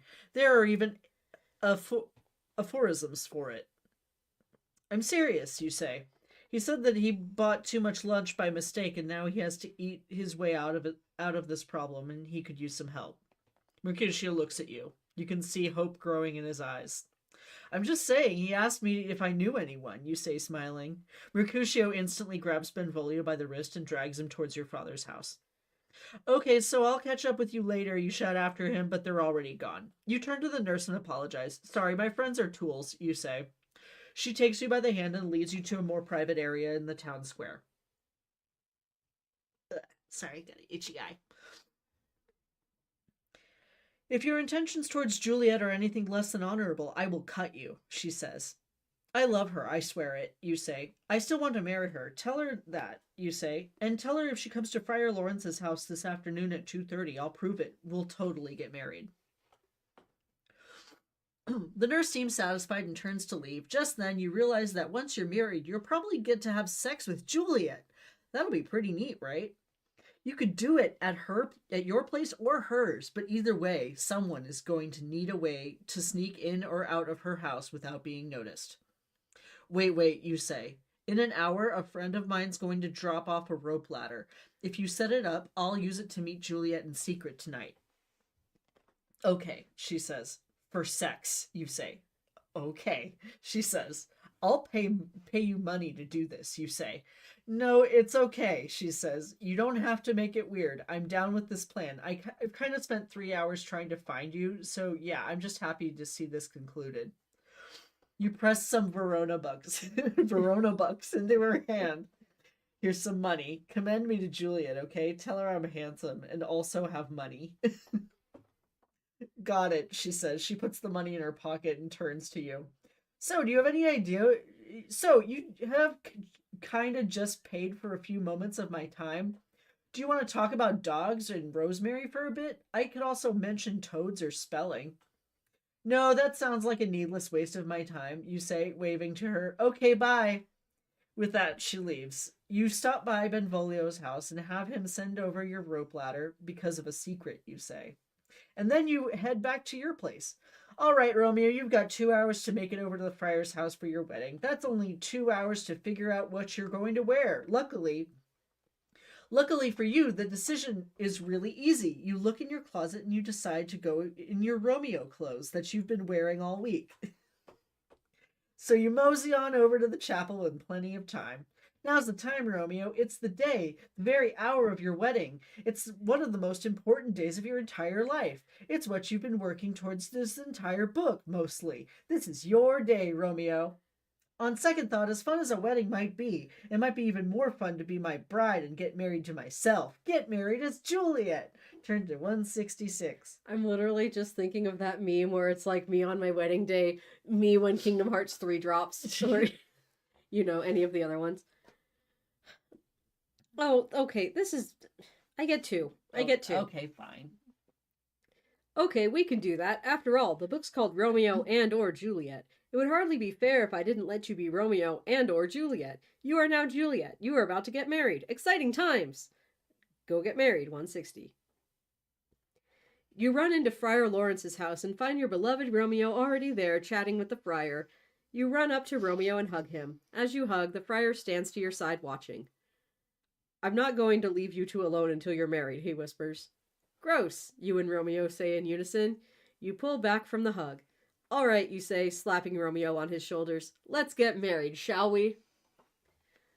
Oh, and Carlotta's off to sleep. Good night, Carlotta, and happy Valentine's Day. Happy Valentine's Day. On second thought, weddings are oh my god so boring. Can we skip the wedding, please? Turn to 172.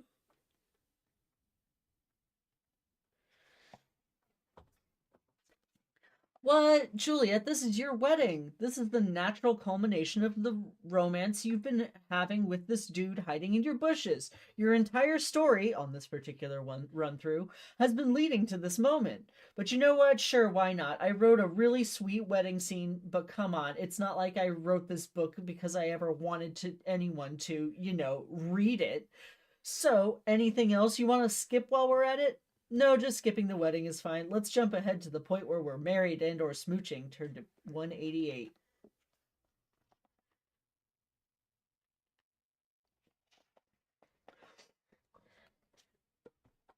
After a while, Romeo pulls back from the kiss. Okay, dude, I just gotta go hang out with my bros now, he says. What? You say, we just got married. I know it was great and you were great. But we always hang out on Monday afternoons and I'm already late. I'd invite you, but, boys only. Romeo, you say sadly, I wanted us to spend the day together. Okay, he says, how about we hang out tonight? I'll come by your castle at dark and we can consummate our marriage. That sounds good, right? That'll be fun, right?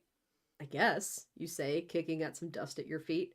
Hey, Romeo says, come on, Juliet. I promise after I'm done hanging out with my friends, I'll sneak into your house and we'll have some really cool sex. Okay, fine, you say, but you better be there. Don't, commit murder and get banished from Verona or anything. Duh, Romeo says, and then he's gone. He didn't even comment on your foreshadowing. Oh, crap. Forget I said you were foreshadowing. Say goodbye to the friar and go home to wait, I guess. 180.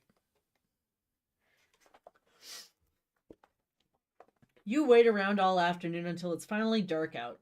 Whew, what a day, you tell your parents as you get up from the couch you've been sharing with them and stretch. I'm exhausted. Your mom gives you a look. I'm exhausted from sitting around all day, you explain. I'm definitely not exhausted from secretly getting married and then sitting around all day, that's for sure. Your dad nods. Good, good. He stands up and stretches too. It can be tiring to do nothing all day, but that is the price we pay for being super rich. He says, good night, Juliet. You go up to your room, put on your sexiest sleepwear, and wait for Romeo to appear. An hour passes, and you start to get bored. You're excited about tonight, but in the back of your mind, you're also aware that you've never had sex before, and really haven't had much sexual education. As near as you can figure out, you've got 3 choices. Talk to yourself about how much you want to have sex with Romeo. Talk to yourself about how much you want to have sex with Romeo in the fanciest language you can muster. Or sit quietly. I don't need to talk to myself about sex now, thanks. We're going to talk it real fancy. Oh, boy. Enjoy. Here we go again. Speak it fancy. You hold one hand up in front of you as you face your bedroom. Here's what you say. Come on, give me the hand. Yeah. Gallop apace, you fiery-footed steeds, toward Phoebus's lodging. Such a wagoner as Phaeton would whip you to the west, and bring in cloudy night immediately.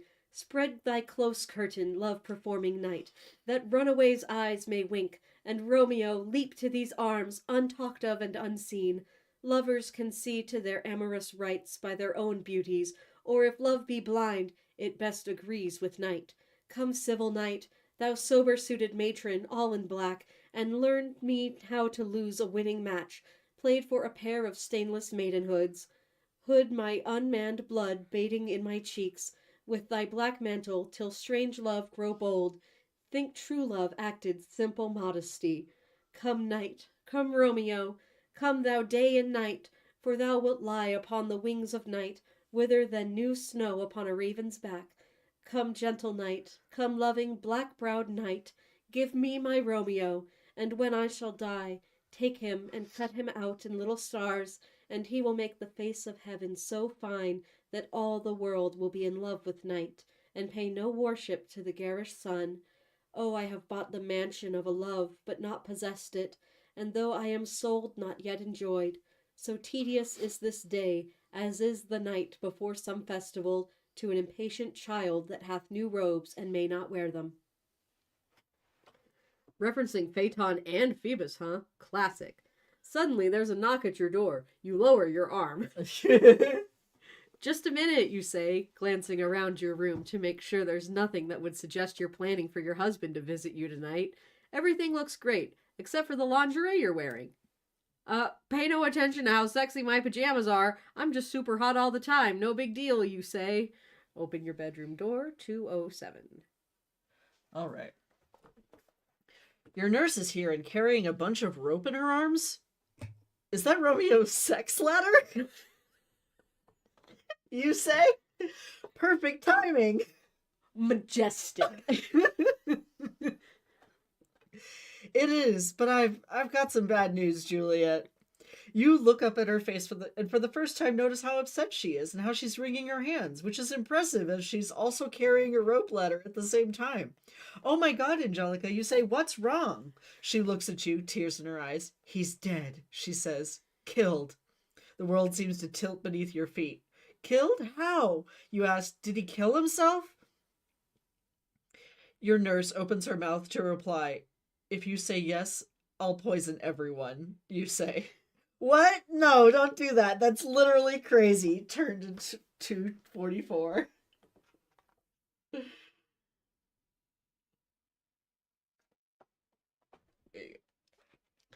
You continue being Juliet. It's a fair choice. It's the choice you've made for most of your life anyway. Angelica ignores your question, instead describing in detail all the blood and gore coming out of the wound on, quote, his manly breast. Oh, Angelica, one does not speak ill of the dead, but neither does one talk up their breasts. Well, that's it for me then, you say. Gonna send my eyes off to prison and resign my vile body to the ground. Bury me and Romeo in the same coffin, okay? Yes, I too am upset about the death of Tybalt, your nurse says. Tybalt Capulet, what a great guy. He was courteous and honest, Tybalt was. Yep, that was definitely Tybalt, the man who was murdered and whose body I was just describing. What the hell, you say? I thought we were talking about Romeo. No, Tybalt, Angelica says. Your dead cousin? Try to keep up, Juliet. You said he's dead right after we finished talking about Romeo's sex ladder, you say. He meaning Tybalt, Angelica says. When this is over, we're going to talk about pronoun attachment ambiguity, you say. Okay, your nurse says. But yes, Romeo's still alive. He's the one that killed Tybalt, and because of that, he's banished. The world seems to tilt beneath you. You're experiencing such intense emotions that you feel like you'd better share them at length right away. Express yourself in the fanciest language possible. Let's go. Let's go. I'm gonna raise my hand. Oh my gosh, this one's long. Oh, okay. You look your nurse in the eye and raise one hand up in front of you. Here's what you say. Oh, serpent heart hid with a flowering face, did ever dragon keep so fair a cave? Beautiful tyrant, fiend angelical, dove-feathered raven, wolfish ravening lamb, despised substance of divinest show, just opposite to what thou justly seemst. a damned saint, an honorable villain.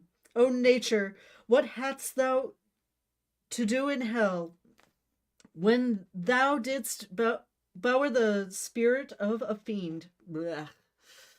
I used to be able to do this way better. It's been a long time. It's been a long time. In moral paradise of such sweet flesh, was ever book containing such vile matter, so fairly bound? Oh, that deceit should dwell in such a gorgeous palace. Yeah, your nurse replies, men are dicks. She opens a cupboard and takes a long swig of your bedroom, your bedroom brandy. Shame on him, she says, wiping her mouth. You raise your arm up even higher. You gotta like prop up my elbow, would you? Thank you. I got you, babe. Blistered be thy tongue. For such a wish he was not born to shame. Upon his brow shame is ashamed to sit. For 'tis a throne where honor may be crowned. Sole monarch of the universal earth. Oh, what a beast was I to chide at him. Juliet, she says, he killed your cousin. You've known him for less than a day. You raise your arm up as high as it'll go. I gotta stand up and hold your wrist. Okay, I got you. I got you, baby. And say... The arm raising is really just the joke that will not go. Best brick joke possible. Yeah. Shall I speak ill of him that is my husband? Ah, my poor lord, what tongue shall smooth thy name? When I, 3 hours' wife, have mangled it. I got you, honey. Keep going. I keep falling to my death. But wherefore, villain, didst thou kill my cousin? That villain cousin who would have killed my husband. Back, foolish tears, back to your native spring. Your tributary drops belong to woe, which you, mistaking, offer up to joy. My husband lives that Tybalt would have slain, and Tybalt's dead that would have slain my husband. All this is comfort. Wherefore weep I then? Some word there was, worser than Tybalt's death, that murdered me. I would forget it fain. But oh, it presses to my memory. Like the damned guilty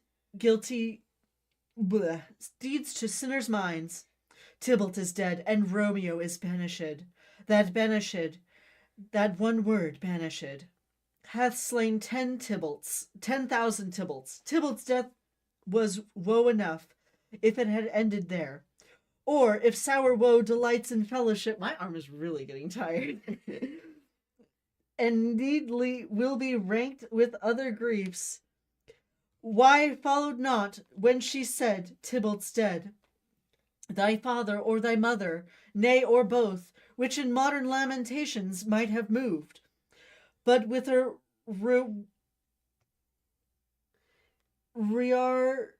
word following Tybalt's death, Romeo is banished. To speak that word is mother, father, Tybalt, Romeo, Juliet, all slain, all dead. Romeo is banished, and there is no end, no limit, measure bound. In that word's death, no words can that woe sound. You drop your arm down. Oh, thank gosh. Angelica looks at you. Where are my parents, you ask, suddenly exhausted. Crying over Tybalt's corpse downstairs. They said they brought it here. Gross, you say. You weakly raise your hand up in front of you one last time. Wash they his wounds with tears, mine shall be spent, when theirs are dry for Romeo's banishment. Take up those cords, poor ropes, you are beguiled, both you and I, for Romeo is exiled. He made you for a highway to my bed, but I, a maid, die maiden widowed. Come, cords, come, nurse, to my wedding bed, and death, not Romeo, shall take my maidenhead. Your arm, spent, drops weakly into your lap. And it really does. Okay, says your nurse. Listen, sit tight. I'll get Romeo and bring him here. You guys can talk this out. Okay. Thanks, you say. She turns to leave. Hey, sorry for mentioning my maidenhead, by the way. Happens to the best of us, she says, and she's gone. Wait around for Romeo to show up. 263.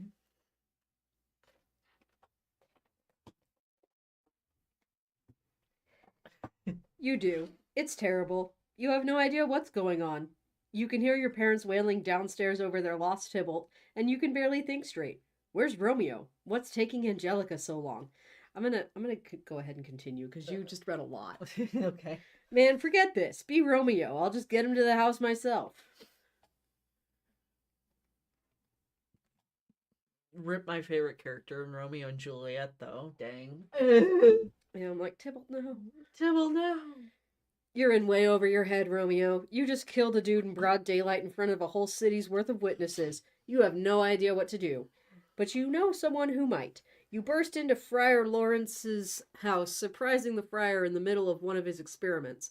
In a rush, you explain what happened and beg him to tell you what to do. Get into my basement, he says. We'll hide you here while we figure out what to do.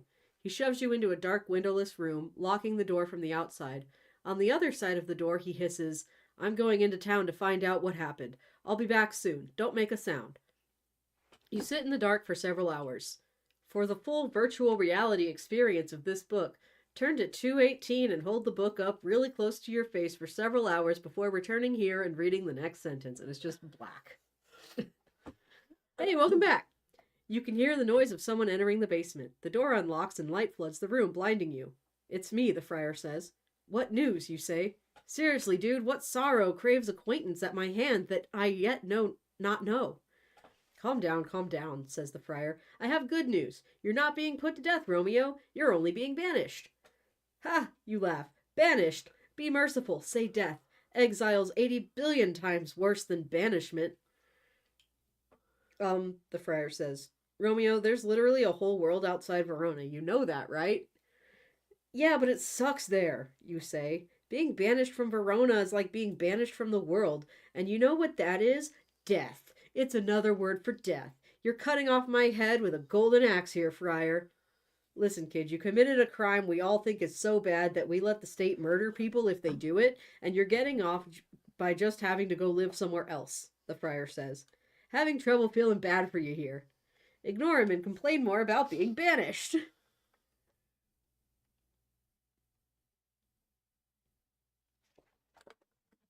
All right. Listen, the friar says, cutting you off. You know what cheers me up when I'm sad? What, you say? Learning about philosophy, he says. You stare at him for a long moment. Philosophy? That's your solution, you say? He nods.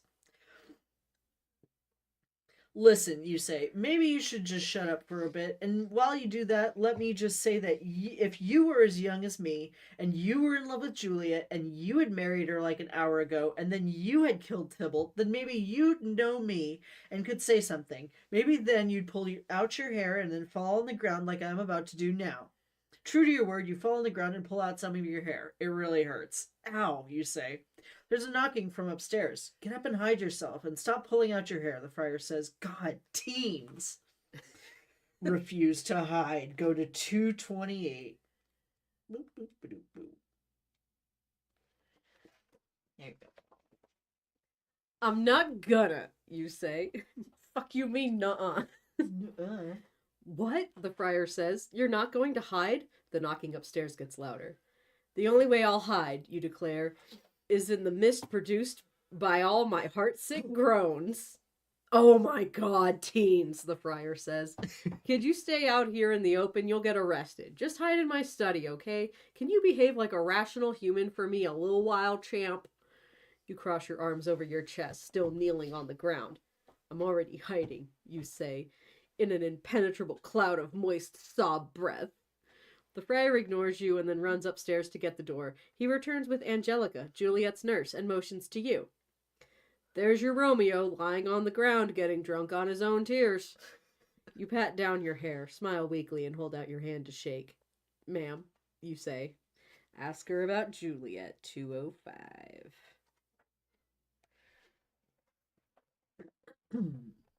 Is Juliet mad that I kinda stained our newfound joy by killing her close relative, you ask?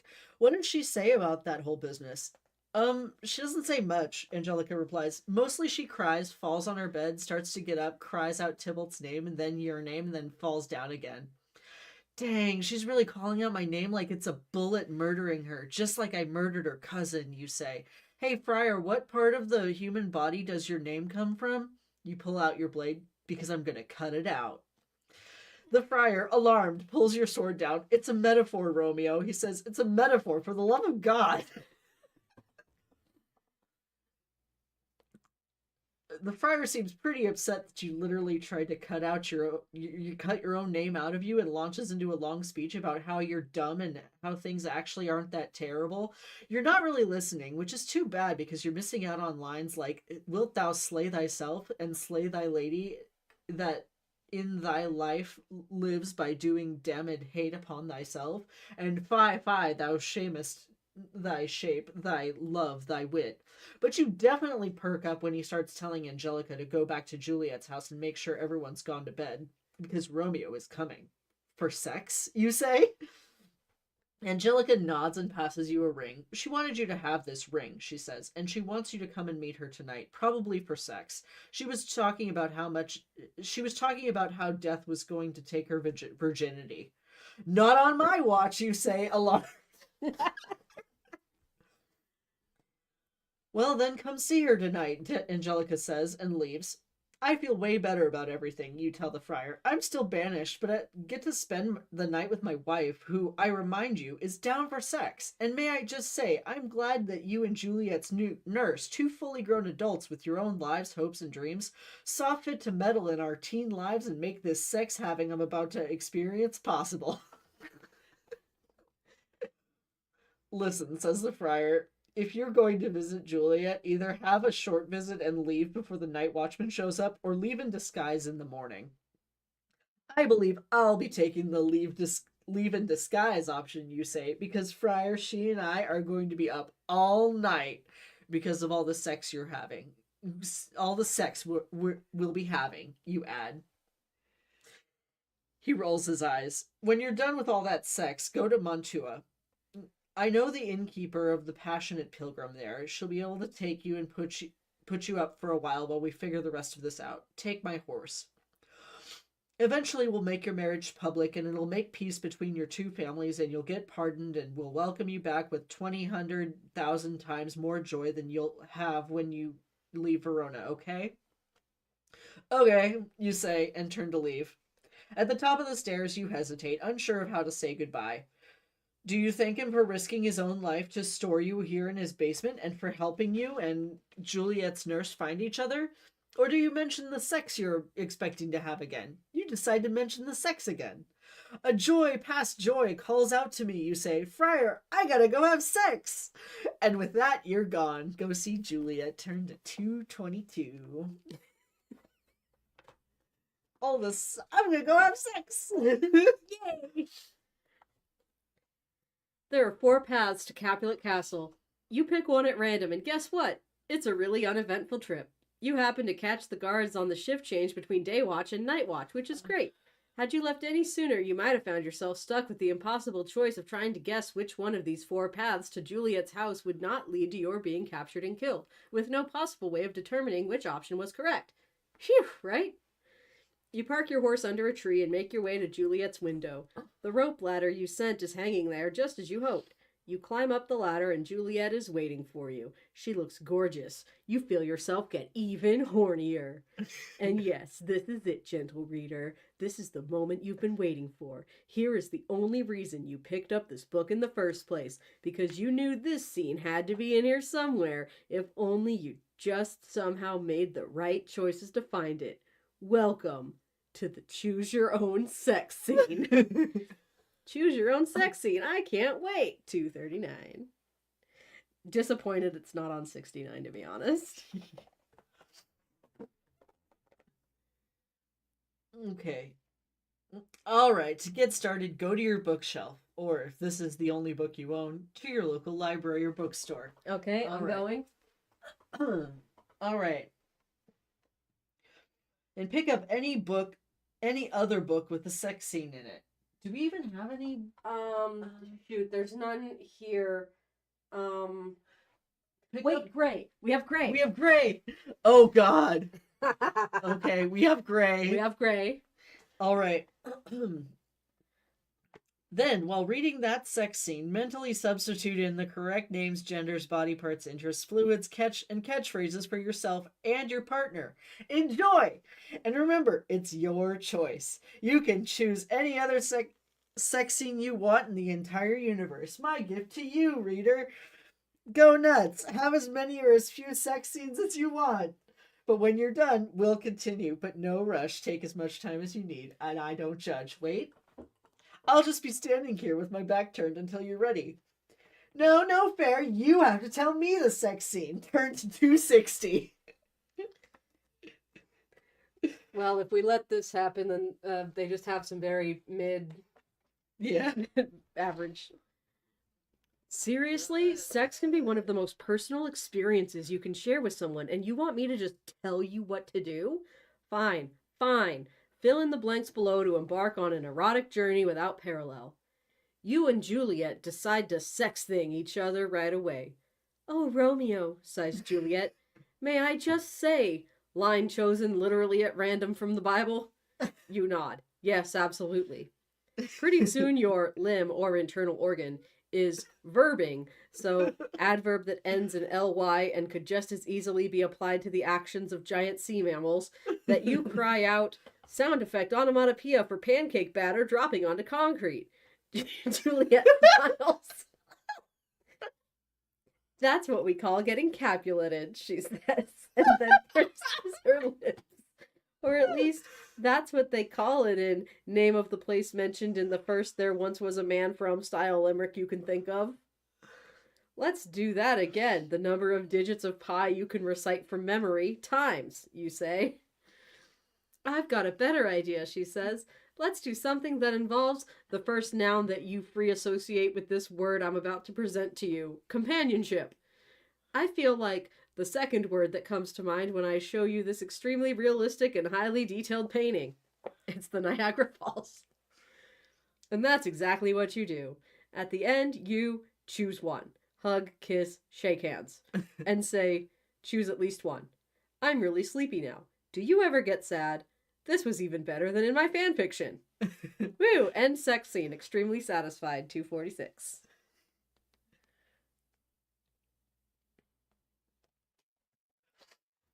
The sex scene finishes. Woo, you both say. What fun sexual activities those were. You sigh. I'm quite satisfied with the sex we just had, you say. Good night, Juliet says. Me too. Light streams through your window. Holy crap, is it tomorrow already, you say? Dude, we just had sex for a whole night. Juliet looks at you, smiles, and raises her hand. High five, Juliet. High five me. High five. Turn to page 262. Or, yeah, section. Oh, Smack. Oh, wait a second. We gotta do we it. gotta do it. Okay, we gotta aim it just right. Smack. Yeah! Best high five of your life, Romeo. Stick around to chat up Juliet some more. Turn to 283.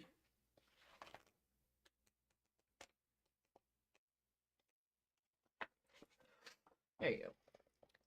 Well, you say, I've still got some time until daybreak when I have to leave. You want to kiss for a bit longer? Yes, please, Juliet says, but as you lean forward to kiss her, your view of her is obscured by some bright light that's traveled all the way from a burning ball of gas at the center of the solar system just to get you right in your eyes. Oh man, it's the sunrise. Oh man, it's the sunrise, you begin, but you're interrupted by the sound of a lark chirping, which this bird does every day at sunrise, like the rooster, but fancier. That was a nightingale, Juliet says, and that light was actually caused by a meteor coming out of the sun to light your way to Mantua. It's still night. You should stick around. Stick around some more. 293.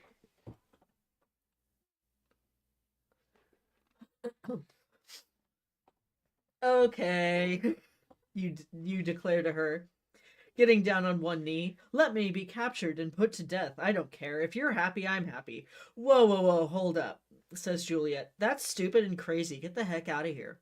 Just then, there's a knock at the door. Juliet answers it, and Angelica sticks her head into the room and tells her that her mom is on her way up. Okay, dude, Juliet says, closing the door and turning to you. Out the window you go. Leave out the window. Turn to 308.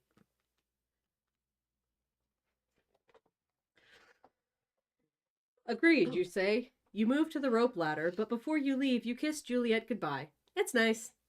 As you reach the bottom of the ladder, Juliet shouts something down about your looking as pale as a corpse, but whatever.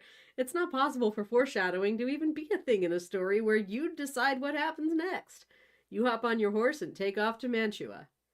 Go to Mantua, but be Juliet now. Mantua's gonna be hella boring.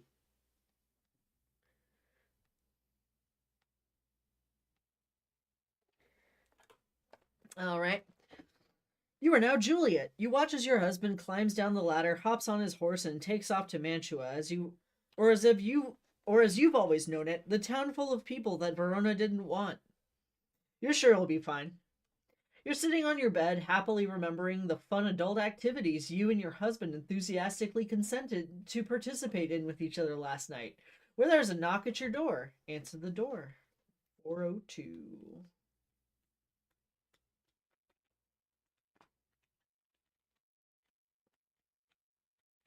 So much. I read this one too as well. Okay, yeah, it's short. It's short. It's your mom. She sits in bed beside you and delicately asks why you're crying so much about your dead cousin Tybalt. Oh, right, crying, you say. Yes, those were screams of sorrow you heard all night last night. I even cried my head off 3 times in a row. Well, I can understand why. Romeo killed your cousin, but is still alive somewhere far, far away, she says. Yes, you say, nodding. He is definitely beyond our reach right now, beyond the reach of my hands, which is to say I can't touch his body no matter how much I want to. I can't touch his neck, his face, his pecs, his abs, the little place between his belly button and his... Don't worry, your mom says.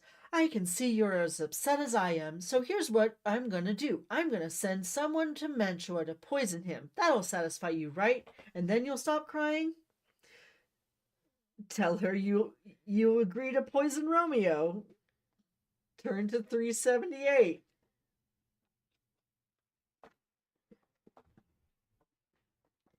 Yeah, sounds great, you say, but thinking quickly, you add, and that will satisfy me, but only if I get to mix the poison myself. That way we'll know for sure that it works, right? Right, your mom says. That's the friggin' problem with buying premixed poison. You don't know what's in it. For some reason... This is something that Violet would 100% say. She's all like... Perfectly in canon. You can't trust frickin' generic, over-the-counter poison. You gotta do that shit yourself.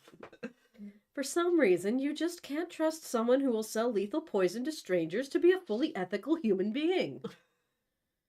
Then it's settled, you say.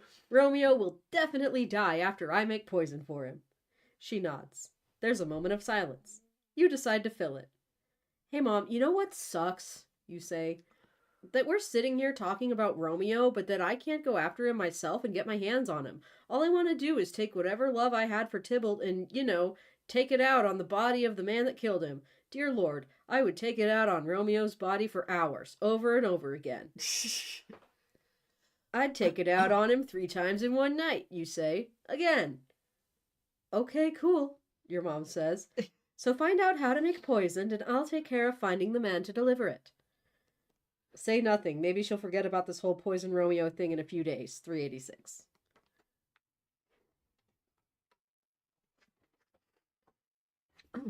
You smile, your best non-committal smile, and she seems satisfied. Then she seems to remember something. Oh, she says, with all this talk of commissioning a crime, I forgot to tell you. I have some joyful tidings for you, girl. Joyful tidings, you say? Lay 'em on me. And so she does. And I hate to break it to you, but it turns out the joyful tidings are that your parents have arranged for you to marry Tom Paris. I know, that's not joyful tidings at all. That's actually horrible, stupid tidings. Tom Paris, and I remind you that I am saying this as an omniscient narrator, one who literally knows all and sees all, is a big ol' loser. Tell her you're not going to marry Tom Paris because he sucks. Turn to page 374.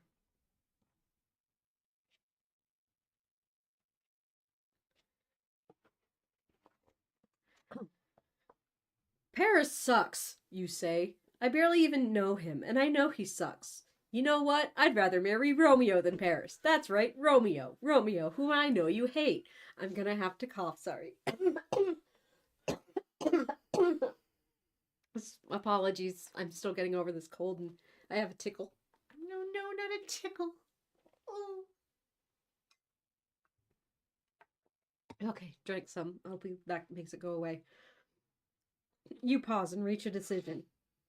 In fact, guess what, you say. But just then your dad walks into the room with Angelica right behind him. That made it worse. Sorry. Go get some water. Yeah, you're gonna have to keep reading, sorry. Okay, Angelica right behind him. Stop crying, he says. Seriously, your body is like a boat, and your tears are like the sea, and your sighs are like the wind. And unless you calm down, you'll sink your boat with too many sea tears and sigh winds.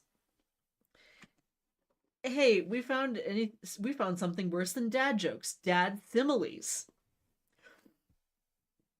Anyway, he says, turning to your mom, have you delivered Juliet our decree? I have, your mom says, and she says thanks but no thanks. She doesn't want to marry him.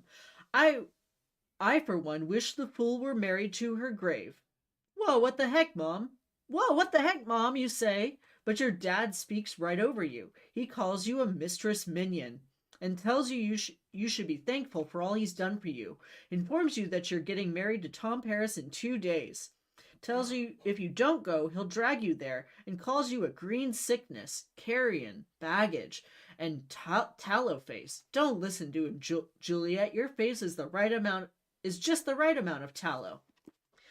Tell him to screw off. Turn to 393.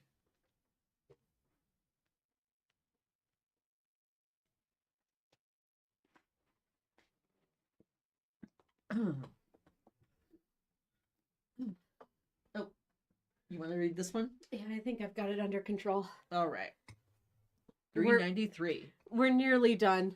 Yeah. Like, reading for 2 hours probably isn't the best thing for my throat, but we're almost there. We're doing it. We're making it 393, he said. Mm-hmm. Dad, you begin, but he cuts you off. Hang thee, he shouts at you.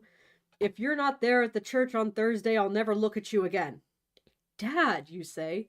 Don't speak, he says. Don't reply, don't even say a word. You know what? I thought we were blessed when God gave us you, but ha, guess it was a curse after all. He winds up a hand as if to hit you. You disgust me, he says. I feel like slapping you. You stand your ground. Try it, you say. Your nurse runs between you both. Don't talk to her like that, she shouts, but your dad shoves her away hard. He glowers at her, then at you, then at your mom.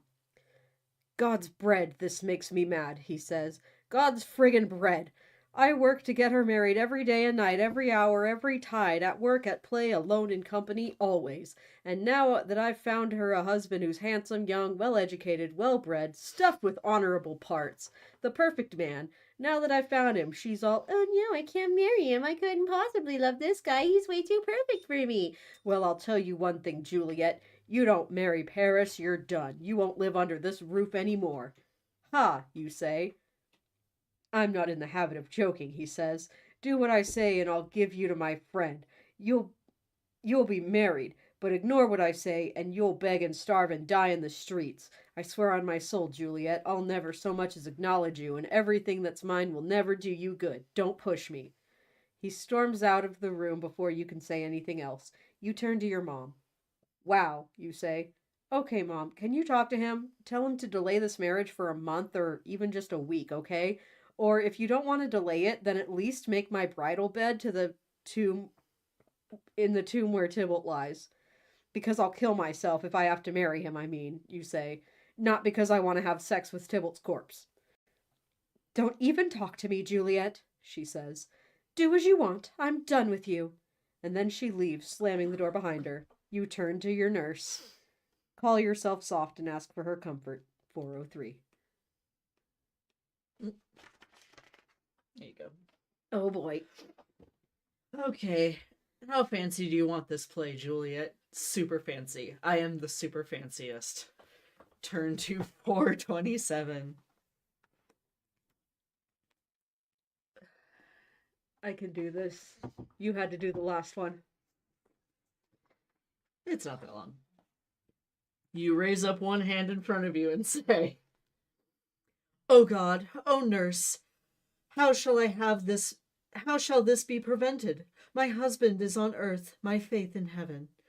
How shall that faith return again to earth, unless that husband send it to me from heaven by leaving earth? Comfort me, counsel me.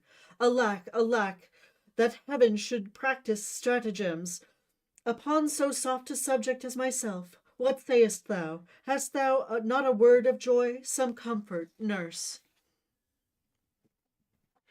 Trade up to Paris, she says. You're stunned. "Speakest thou from thy heart?" you ask. "From my heart and my soul," she says. "If I'm not, curse them both." "Amen," you say. "What?" she says. You wave away her question with a smile. "Well, thou hast comforted me marvellous much," you say, trying to make it sound sincere. "Go in and tell my lady I am gone, having displeased my father, till Friar to Lawrence's cell to make confession and to be absolved." "I will," she says, and gets up to leave. You turn and watch her exit your room, your arm raised in front of you the entire time. The door closes behind her with a soft click. Then you hiss, "Ancient damnation! O most wicked fiend! Is it more sin to wish me thus forsworn? Or to dispraise my lord with that same tongue, which she hath praised him with above compare? So many thousand times. Go, counsellor, thou and my bosom henceforth shall be twain. I'll to the friar to know his remedy. If all else fail, I myself have the power to die." You lower your arm, gather up your things, change of clothes, bindle, bedroom dagger, etc., and begin to climb down Romeo's sex ladder to the ground below. Or alternatively, I could always just go live with my husband in Mantua, you say. Either way, go see the friar. Turn to 457. Wait, yeah, there we go. Yeah, literally just go to Mantua. All right. Here you are. You arrive at the friar's house to find Paris already there. Hey, you know what he says when he sees you? I'll tell you what he says. "Happily met, my lady and wife."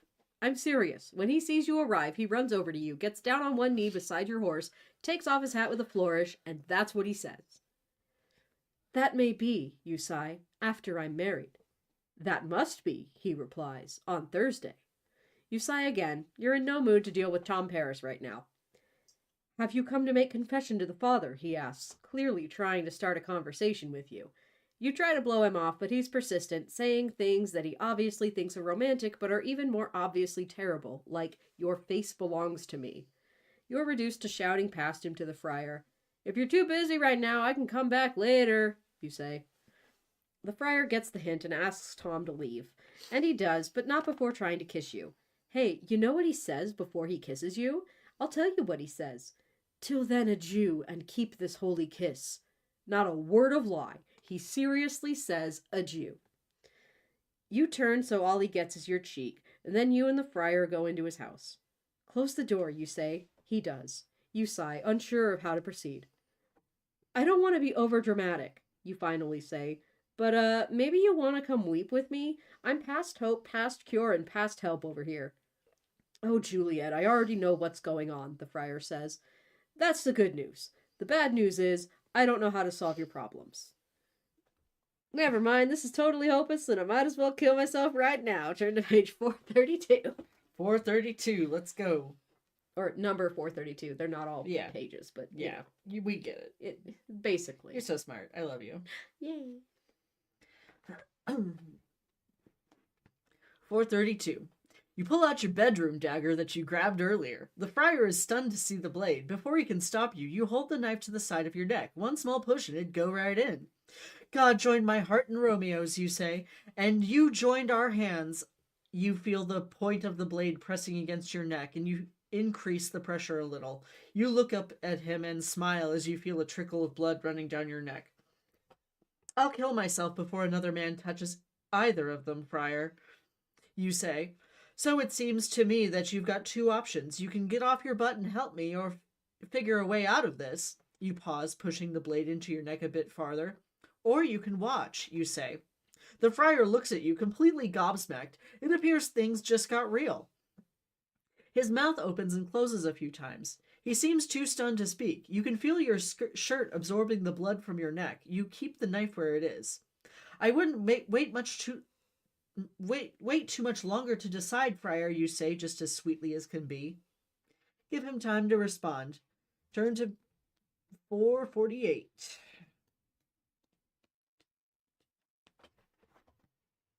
There you go. Okay, I've thought of something, he says. Geez, if you're so desperate to kill yourself, you're clearly desperate enough for one of my patented friar plans. What is it? Do you want me to jump off a tower? Walk alone in the bad parts of town? No, he begins. Hang out in a pit full of snakes, you continue. Chain myself up with wild bears, hide every night in a morgue full of smelly dead bodies with wet flesh and missing jawbones? No, Juliet, you just need to climb into a grave and snuggle up with a dead man in his very tomb, sit on a tack, eat a whole box of tacks, eat a whole box of tacks and then throw up the tacks and then eat the vomit-covered tacks? The friar looks at you expectantly. I'm done now, you say. Look, this is easy, he says. Just take this vial and drink it when you're alone. Mix it with liquor if you're feeling it. Either way, it'll make you look like you're dead for 42 hours. Your parents will discover you, you'll be brought to the family tomb, and in the meantime, I'll let Romeo know what's going on. He comes here, you wake up, he takes you to Mantua, and bingo bango, problem solved. Assuming you don't change your mind or become scared like a woman. I can... You begin, then stop. Alright, sexism aside, the thing is, I can go to Mantua already, you say. Like, right now. I can literally get on my horse and go to Mantua right now. Oh, Juliet, he says. Poor, naive Juliet. How could you possibly get to Mantua if your parents think you're still alive? You look at him like he's crazy. On a horse, you say. And our choices are screw this, go to Mantua, or take the vial. We're going to take the vial. On a horse? Right. You take the vial of the fake death juice. Gimme, you say. All right, says the friar. I'll send word to Mantua so Romeo knows what the plan is. You get up to leave. Thanks, you say. And before you know it, you're standing outside the friar's house with his vial in your hand. You stare at it and consider your options. It's not too late to just go to my mother and explain things, you think. On the other hand, it's also not too late to teach her a lesson by making her think I've died. Fake your own death. 455.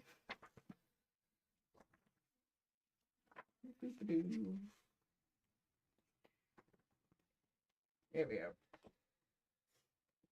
You arrive back home to discover your parents talking to your nurse. They demand to know where you've been.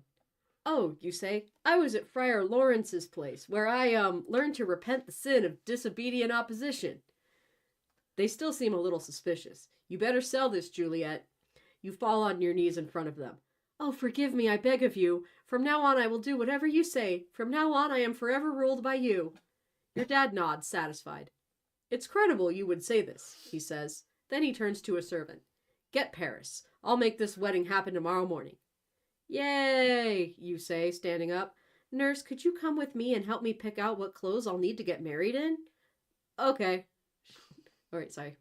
Okay, she says, and the two of you go upstairs. You sit on your bed while she picks out the clothes she thinks are best for you, laying them down beside you.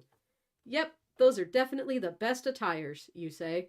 But can you leave me alone for the night now? I've got lots of prayers to say before I get married. Because of religion, you say. She smiles and hugs you and leaves. You're finally alone, Juliet. Time to fake your own death, am I right? Fake your own death or have second thoughts and call Angelica back? We're calling Angelica back.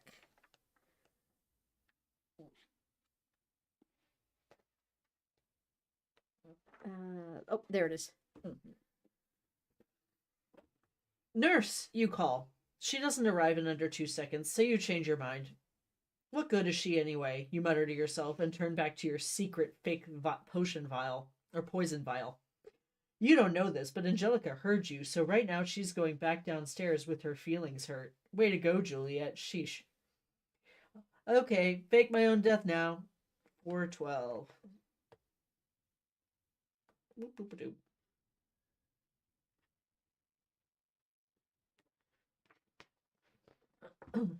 I'll just do both. They're both short. You hold the vial in front of your face, turning it slightly, watching how it catches in the candlelight of your room. All you have to do is drink this, and when you wake up, all your problems will be over. You're about to chug it when you start worrying about everything that could go wrong. Express your worries in the fanciest language possible. Turn to 422. Enjoy. Here we go. You hold up one hand in front of you. I'm the wind beneath your wings, baby. What if this mixture do not work at all, you say? Shall I be married then tomorrow morning? You retrieve your bedroom dagger and lay it on the bed. No, no, this shall forbid it, you say. Lie thou there. As you sit down beside your knife, you're still worried. Maybe the friar is trying to murder you. You rhetorically ask yourself the following. What if it be a poison which the friar subtly hath misinterred to have me dead, lest in this marriage he should have be dishonored because he married me before to Romeo? I fear it is. He's a man of the cloth, Juliet. He's probably not trying to kill you. And yet methinks it should not, you say, for he hath still been tried a holy man. Okay, great. Well, that's worry resolved. That worry resolved. Anything else? You begin again. How if, when I am laid into the tomb, I wake before the time that Romeo come to redeem me? There's a fearful point.